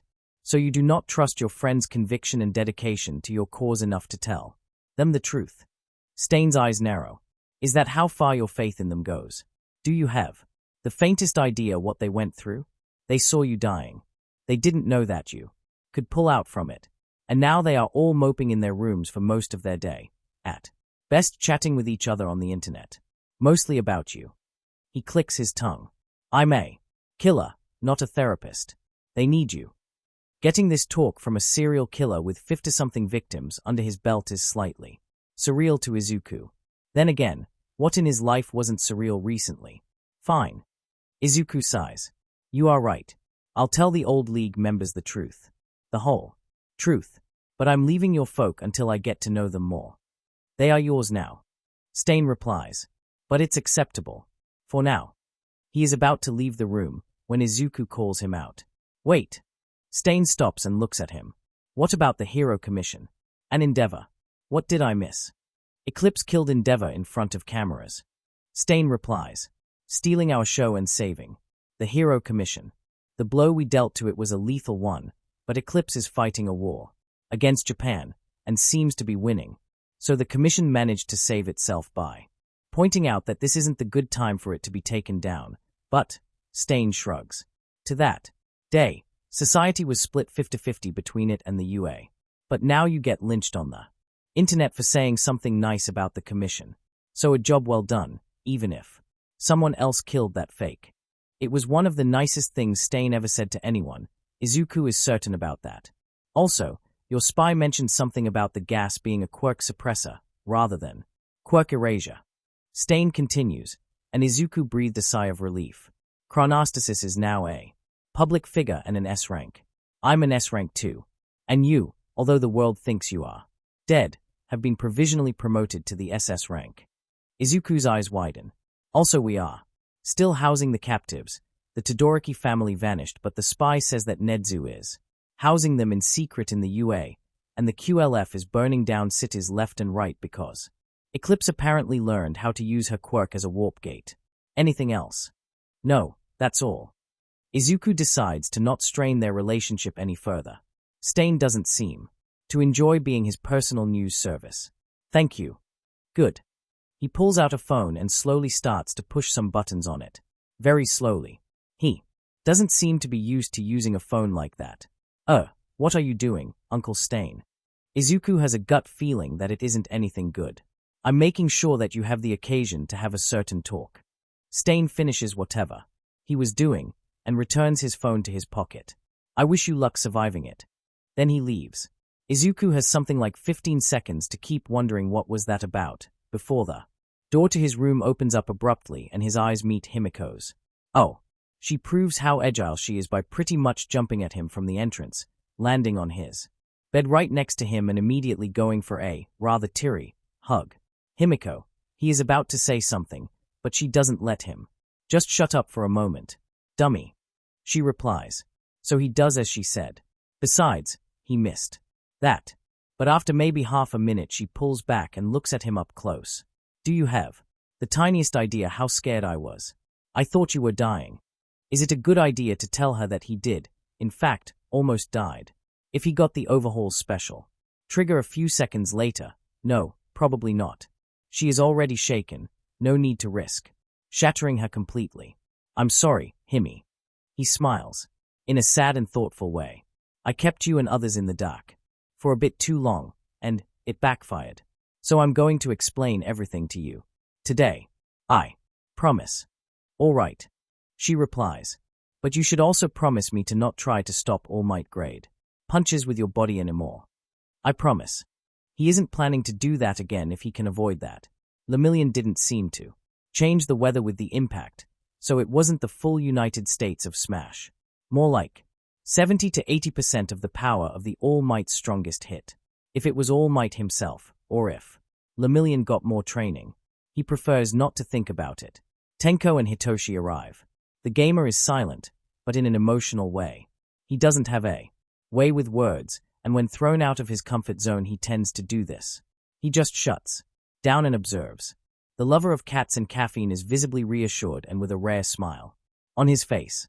Any hopes I get to hug him too? Mine's crew asks. Nope. Himiko shuts him down promptly and hugs Izuku closer. She is practically lying on him, with the quilt between them, and her head on the base of his neck. His mine and I'm not sharing him with you. Mine's crew chuckles. Mustard and, surprisingly enough, Gremlin roll in right after them. Ow. Gremlin was visibly sad. I hoped you were missing your arm. I recently read a few things about cybernetic prosthetics and I had so many ideas for new babies. She's so genuine in her disappointment that they can't even hold it against her. Mustard lets out a brief chuckle. Kurogiri is there, standing silently in the corner. Nobody noticed him appearing, but he fits there. The room would be half empty without him. So now that we were spared from having to fight a cybernetic zombie legion, Mustard announces, and is met with laughs and a disoriented stare from Gremlin. I just want to say that it's good to see you back, but I have so many damn questions. The door behind them closes silently. Stain. Of course. The hero killer leaves nothing to chance. Actually, Izuku takes a deep breath. I think it's time for me to answer them all. Mustard's eyes flare up. Chapter end notes. What do you get when you give Overhaul's research to political, quirkless, terrorist? Bloody murder, that's what. How exactly Chronostasis managed that without Eri will be eventually described. Also, government. Let's defund the army and the police too a bit, invest all into the heroes. Eclipse, hello. Eclipse, asterisk starts tearing through a country with a warpgate quirk, few quirk suppressing warheads and a measly 1,000 soldiers asterisk. Government, wait, that's illegal. GSDF still exists and will play a role further down in the story, but it's been reduced to like a single division. It would smash QLF to bits if it showed up nearby, but tilde 15000 soldiers to defend Japan, if you exclude the sizable navy, is a bit of a joke. Also, Kurogiri clearly knows about Overhaul's quirk ability for self-heal. He is just panicking this much. Endeavor also has a history with Eclipse that is mostly omitted here. If ties that bind. My other fanfic and alternative universe to this one, seriously, give it a read, is to be trusted. They are kind of a pair of arch-rivals, who have battled each other several times. But somehow Eclipse always managed to give Endeavor a slip. Finally, roles get reversed, and Endeavor fails to escape. Chapter summary. Answers. Izuku finally answers the questions of his friends. He also starts a slight emotional manipulation of peer. Lemillion. Chapter notes. See the end of the chapter 4. Notes. So, have you ever heard the legend of the quirk thief? Izuku asks right after telling Mai to record the talk. His spy has to see it too, and he is met with surprised stares. Tenko is Obviously lost, he is very trivia-proof, to Izuku's eternal sadness. But to the masterminds. Surprise, so are the others. Oh yeah, I know it. Mustard comes to the rescue. It's a very old urban legend in Japan. About a man who can take and give quirks. It's a bit like the UFOs, almost no one believes in him, but you still get supposed sightings here and there. The irony of Mustard discounting. The one and only true conspiracy theory, as Fossard almost sends Izuku laughing. Now that's a broken op as hell power if I ever heard about one. Tenko finally speaks. Why? Doesn't he just conquer the country if he can just take everyone's power for himself? Take it all and make yourself a god emperor rather than half-ass it. Izuku sometimes asked himself the same question. Mai is almost salivating, probably after imagining all the potential babies coming from a combination of more than one quirk. Izuku chuckles internally. This talk is going to be FUN, just hopefully not a lethal one to anyone. He's my father. Izuku announces. Suddenly everyone stares at him, looking as if they weren't sure if they heard him correctly. His what? Mustard is the first one to speak. If that's a conscious attempt, otherwise it's just an incidental mumble. The legendary quirk thief is my father. Izuku clarifies his answer. He is 236 years old, is part of the first generation of the quirked and carries 562 quirks in his body the last time I checked. The silence continues, so Izuku decides to break it, but he can only equip about 15 of them at any given moment, so he is only massively overpowered rather than completely broken.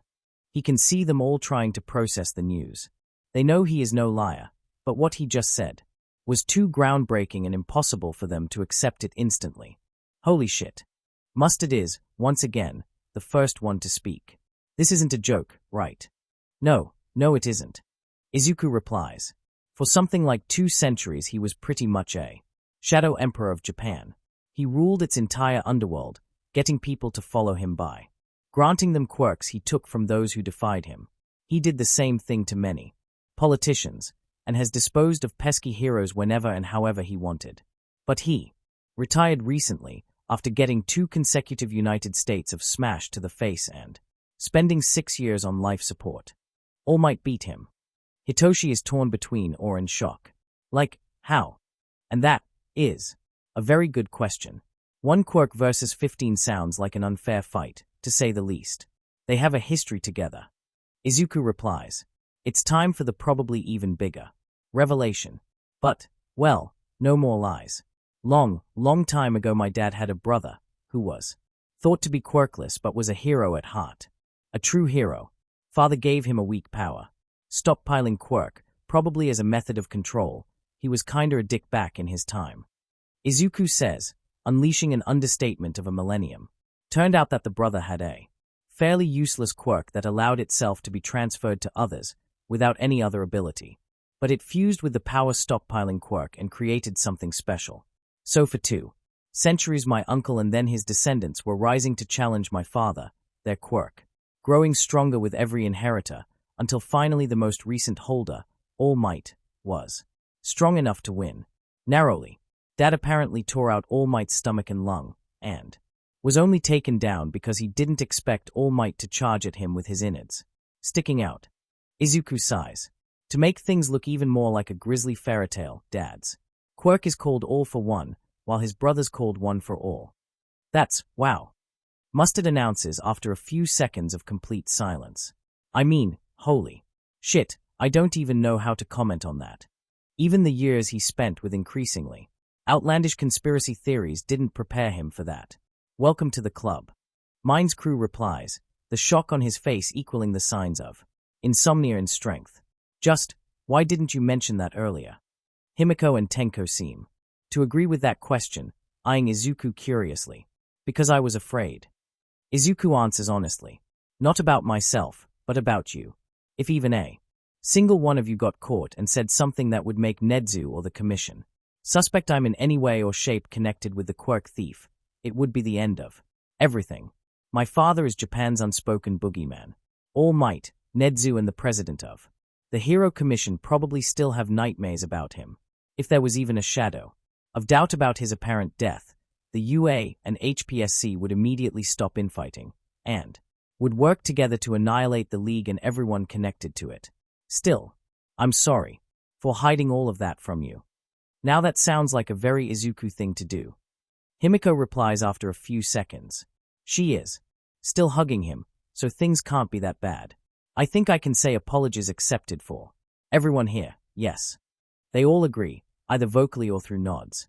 Izuku's heart burns. His friends are the best, and he is certain he doesn't deserve them. Yeah, we kind of figured out that if you are hiding something from us it is probably for our sake. Tenko adds, your alignment is pure good, player 2. Throw some malice into it if you want to be a proper villain. Izuku chuckles. Yeah, sorry for that. He takes a deeper breath. Time to unleash another bomb. But now my secrecy has brought a serious problem upon our heads. Namely, we took the newest holder of the one for all prisoner. All Might is probably livid right now. Wait, Lemillion. Mine's crew asks the first. Oh shit, that punch, he also connects. The dots. Yes. Izuku replies and sighs loudly. It was probably transferred recently, as All Might still has his powers left. The strength amplification is all there, and Lemillion's natural quirk, permeation, was also reawakened into a stronger form. Gran Torino, that elderly guy, also happens to be All Might's old mentor and a former close friend of the hero that All Might got the quirk from. Izuku decides that he isn't going to half-ass his honesty. Don't know how to say that, but I did some digging after I heard of it, and I'm almost certain that it was your grandmother, Tenko. Tenko simply stares. He is overwhelmed, but only briefly. I see. He replies finally. Well, I have never met her, so no hard feelings. There is a tension and awkward silence after that. Izuku didn't say that his father murdered his grandmother, but it was heavily implied. And true. Do you think Lemillion will let me make a baby with him? My suddenly announces. I'm sure I can make one that will hold against his strength, and she pauses and looks at them. Weirdly, as everyone other than her starts to laugh. Never change. Hitoshi is the first to regain the ability to speak. You're absolutely perfect when you are yourself. Yeah. Izuku smiles widely. You'll have to ask Lemillion himself. Just please wait until we'll all be in the room. I can't wait to see his reaction. Hatsumi stares at him in confusion. Her complete ignorance of social cues means that she fails to grasp what's so funny to them. She was completely serious. She heard all that was said, but support items and bloody vengeance over the Detonarat Corporation, preferably through usage of her support items, are the only things on her mind. Okay, so any other shocking revelations? Himiko asks. We already have a lot to think about. Actually, one more thing. Izuku says and clears his throat. It's about my quirk. Yeah, I was meaning to ask. Mustard has mostly recovered from the earlier shock. What is your quirk? You literally resurrected that grandpa and fixed yourself in like a second from obviously mortal wounds. Level 20 Cleric of All Might. Tenko mumbles. Izuku hears that and breaks out in laughter. It's too ridiculously funny to not do that. He isn't the only one to laugh, but none goes off as much as he does. Holy shit, Tenko. Izuku calms himself down. Okay, back to the subject. The quirk I used isn't technically mine. It belonged to Overhaul. Gasps, some shock, and faint eye. Knew it on Himiko's face. So your dad gave it to you after you dealt with Overhaul? Himiko asks. I suspected it. From the moment you told me about his quirk.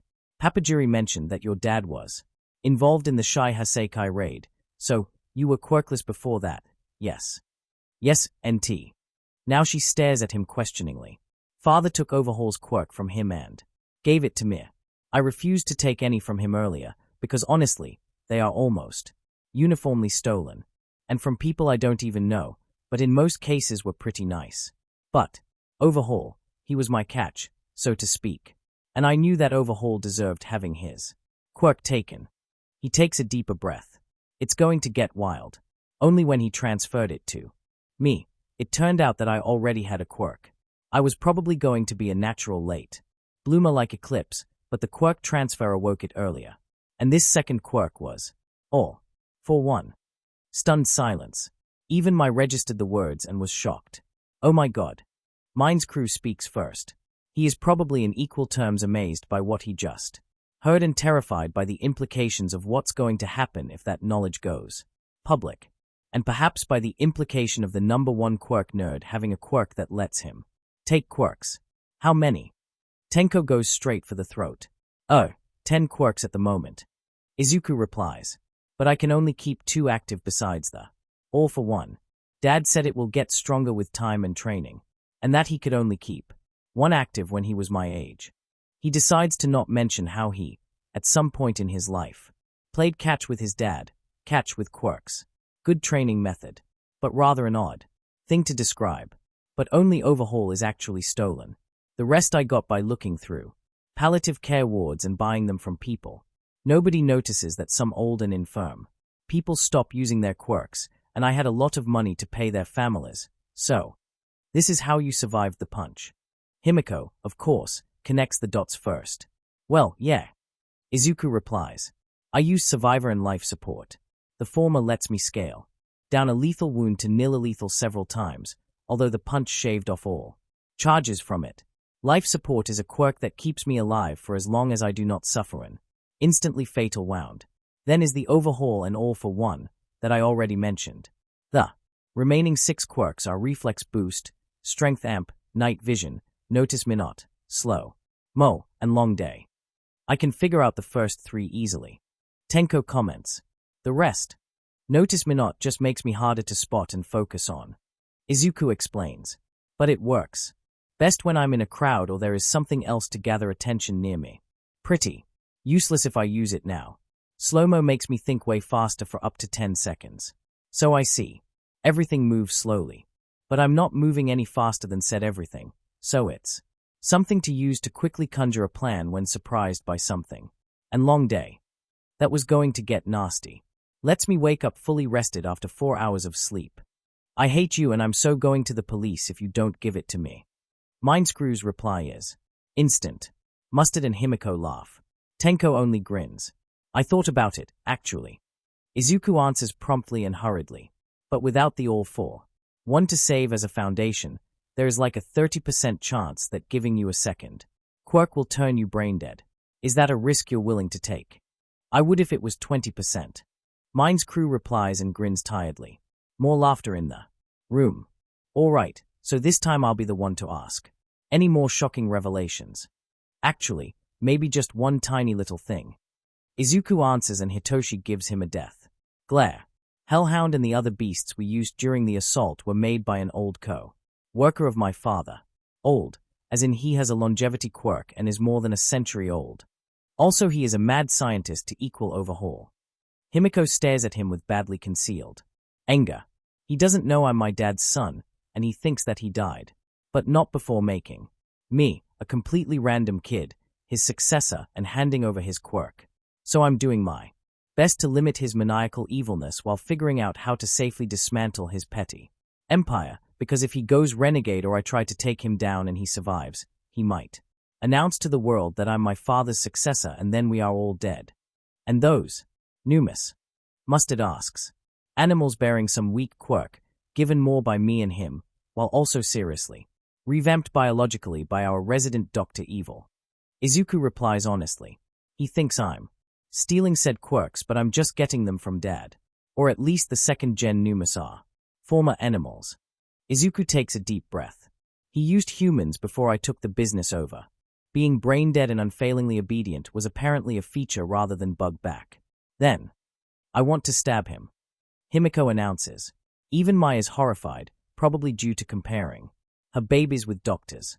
She is a villainous scientist, technically, well, more like engineer. But an ethical one. More or less. At least when she doesn't have one of her episodes. Yes, Himi. Izuku pets her head a bit. I'll let you do that when the time is right, okay? She nods and returns to hugging him as if she was afraid that he'll vanish somewhere if she lets him go. I think that's all my secrets. So let me sum that up. Mindscrew to the rescue. You are an heir to the Shadow Emperor of Japan who is so terrifying that people thought that he was an urban legend. A man who has pretty much beaten All Might to half-death. You also inherited his unfairly overpowered quirk and eternal rivalry with All Might and his successor, which happens to be locked in our dungeon, although they aren't aware that you have that quirk plus 9 more. And if they, or the world finds out, literally entire Japan will try to murder us. Izuku nods. Oh, and you have a working relationship with a mad scientist to end all mad scientists. But you look forward to backstabbing him because he reached a completely new level of animal abuse, previously unheard of in this world. Did I miss something? The part where Hellhound can switch between combat and deliciously pettable forms at will. Himiko announces. He is their house dog, and his mom doesn't know. The stares moved from Izuku to her. So, of course, she gives them a wry smile and continues. I think I mentioned on the chat how his dog would chew All Might if someone told him to. Yes. And I thought that my character backstory was messed up. Tenko ends the stunned silence. Asterisk asterisk asterisk. UA spy. Okay, so I listened to the recording. Then I listened to it again. And again. Then I deleted it, as you said. UA spy. Holy shit. Small Might. Yes. Small Might. Welcome to my life. Small Might. It's beyond messed up. UA spy. Yes. Small Might. How's UA doing? UA spy. The rat would probably marry you if you asked. UA spy. I caught him singing in his office. UA spy. He is that happy. And my ears are in undescribable pain. Small Might. Holy shit. Also yuck, I'm taken and not a furry. UA spy XD. UA spy. You have won his war, pretty much.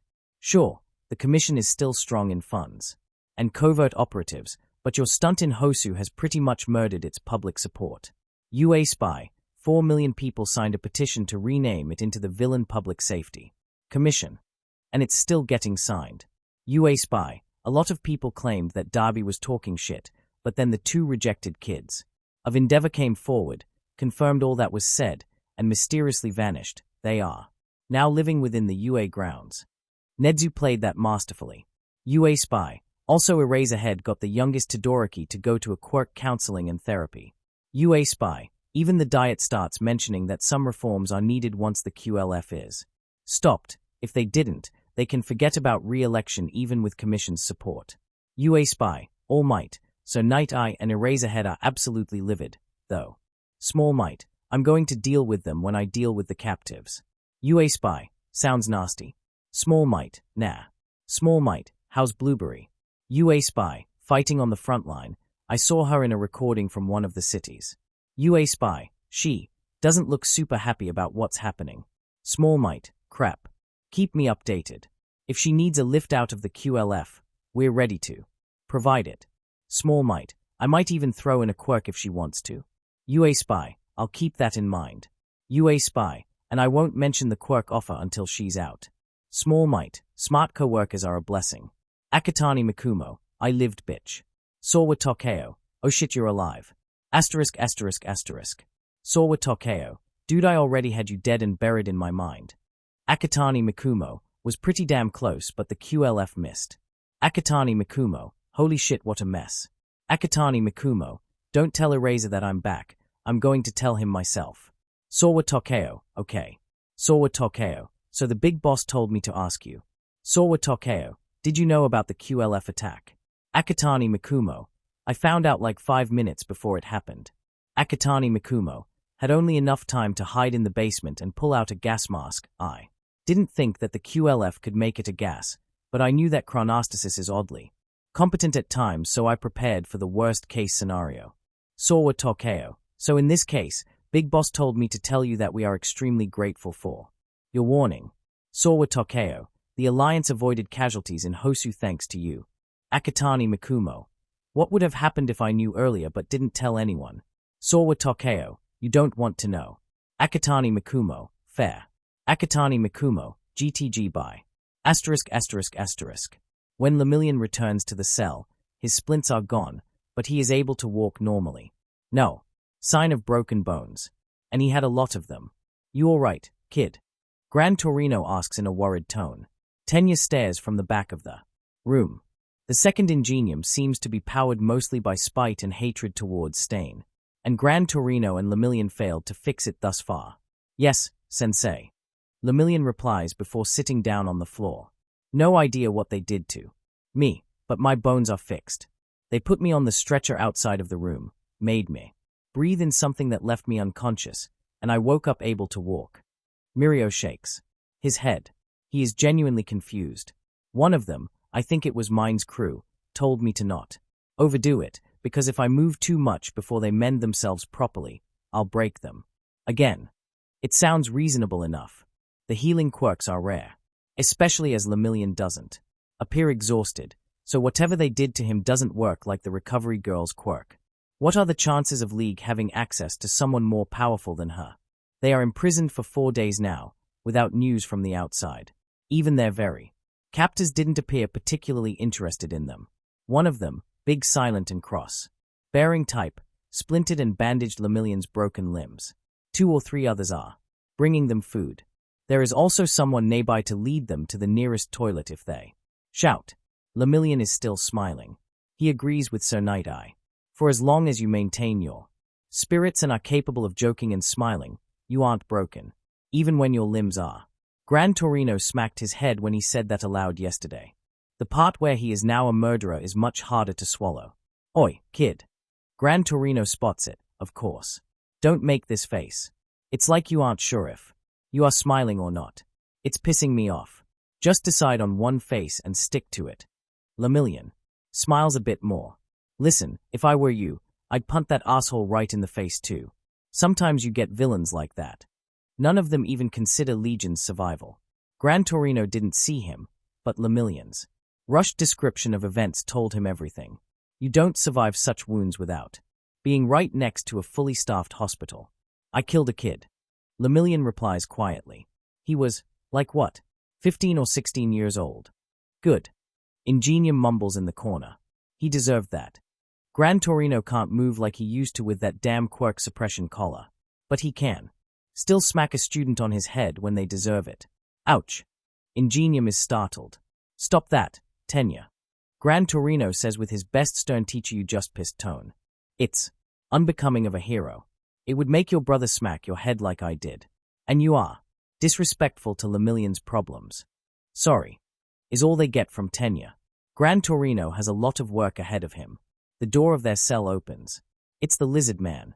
Boss wants to see you. All of you. He says. Tenya tenses. Gran Torino and Lemillion exchange gazes. Stain. Asterisk. They all follow the lizard man through the hallway in whatever basement they are kept in, and then up the stairs. The League's hideout is large, way larger than any of them expected it to. It's pretty much an apartment complex that was remodeled into a villain's lair. Gran Torino doesn't say that, but he is reasonably impressed. Then he sees a bar. The Warper is behind it, cleaning a glass. Darby seems to be drinking something, flanked by the silent cross guy. Stain is next to the bar, his back on the wall and his hands crossed. The rest of the large room is a combination of couches, chairs and tables. There is a large TV hanging down from the ceiling. Gran Torino and Lemillion scan the room. They see whom they suppose to be the Decay, hard to say without the hands, but the hair color fits, sitting on a chair with a game console. Then is the Mine's crew, his eyes on his phone. And, finally, 2 more members, watching some anime on the TV, cuddled together and eating snacks. Lemillion almost trips when he recognizes one of them. Hello there. Legion, the leader of the League of Villains, and the man, kid, that Lemillion killed, waves towards them cheerfully. The girl he assumes to be the vampire smiles as well. Come take a seat, we need to talk. Lemillion almost shouts the question out loud, but he manages to push it back.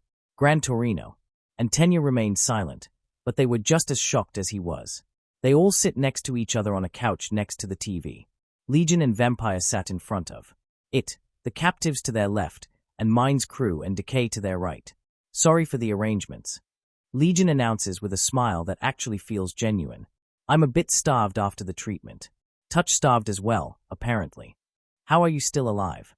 Lemillion goes straight to the point. He is faintly relieved, to his own surprise. I'm tougher than I look. Legion replies. Lemillion is once again struck by how young the villain is. Apparently tough enough to get United States of smashed and live to tell the tale. Lemillion gasps faintly. Does he? Yes, I figured it out. Legion replies promptly. Quirks normally don't have a time limit. like All Might's does, so I did some digging. Found some cases of people with or without other quirks suddenly developing particularly powerful strength enhancement and, in case of those with other quirks, getting their primary power reawakened. So I made a theory that there is some form of a quirk that can get transferred between unrelated people, and then I saw you applying permeation to Endeavor and using a strength close to All Might's, and things clicked. Legion smiles widely. You are All Might's successor. He is what? The announcement takes Stain off guard. His crew is only marginally less. Surprised, the hero killer actually makes 3 steps in their direction between Legion. Speaks again. Stain. The hero killer freezes. I'm not going to kill him. I didn't save his life and get someone to fix his limbs just to kill him now. So would you kindly return to brooding over there and let me do my job? To the captive's shock, Stain obeys. They talked a lot about the League during the past 4 days, yet the scenario when Stain was actually working for Legion, rather than working along, being a co-head or even being the true boss, somehow didn't occur to them. I don't remember you saving my life. Lemillion says immediately. His face is still reasonably cheerful, but there is a cold tint to his tone. I know. Legion replies, completely untouched by the hostility. We were all already out of Hosu when QLF detonated its chemical weapon and burned the city down. Eclipse arrived at the scene of our about a few seconds after our escape and killed Endeavor. Also, I regret to inform you, Ida, that Manuel and his entire agency are on the casualties list of the fall of Hosu. Tenya stays in horror. Lemillion wants to not believe. I don't believe in any of that. Gran Torino is frank and painfully honest. You're free to. Legion replies. But you should look at the kids' faces. Unlike you, they saw the missile being launched. He does it, and there is shock on his face. The old hero starts to believe. When my informant told me that the QLF was attacking the city and I saw the missile, I immediately had you all warped out of the city with us. I also regret to inform you that Hosu is the first of 5 cities and towns that the QLF destroyed in a similar way. During the past few days, Eclipse is waging and winning a war against Japan right now. There is silence. Tenya and Lemillion are scared about their families. They don't know what cities were attacked and what the situation outside was. Gran Torino's reaction is much more subdued. He is studying Legion, seeking to figure him out. Most of the League failed to do that in the last few years, until he came forward himself. Izuku wishes the old hero best of luck. Before we talk about your future, I'd like to ask you a question or two. Legion finally interrupts the silence. I want to find something out about All Might's quirk. Thanks for watching, everyone. This will be all for today. Next part coming soon, so please subscribe to get informed of the next part as soon as it drops.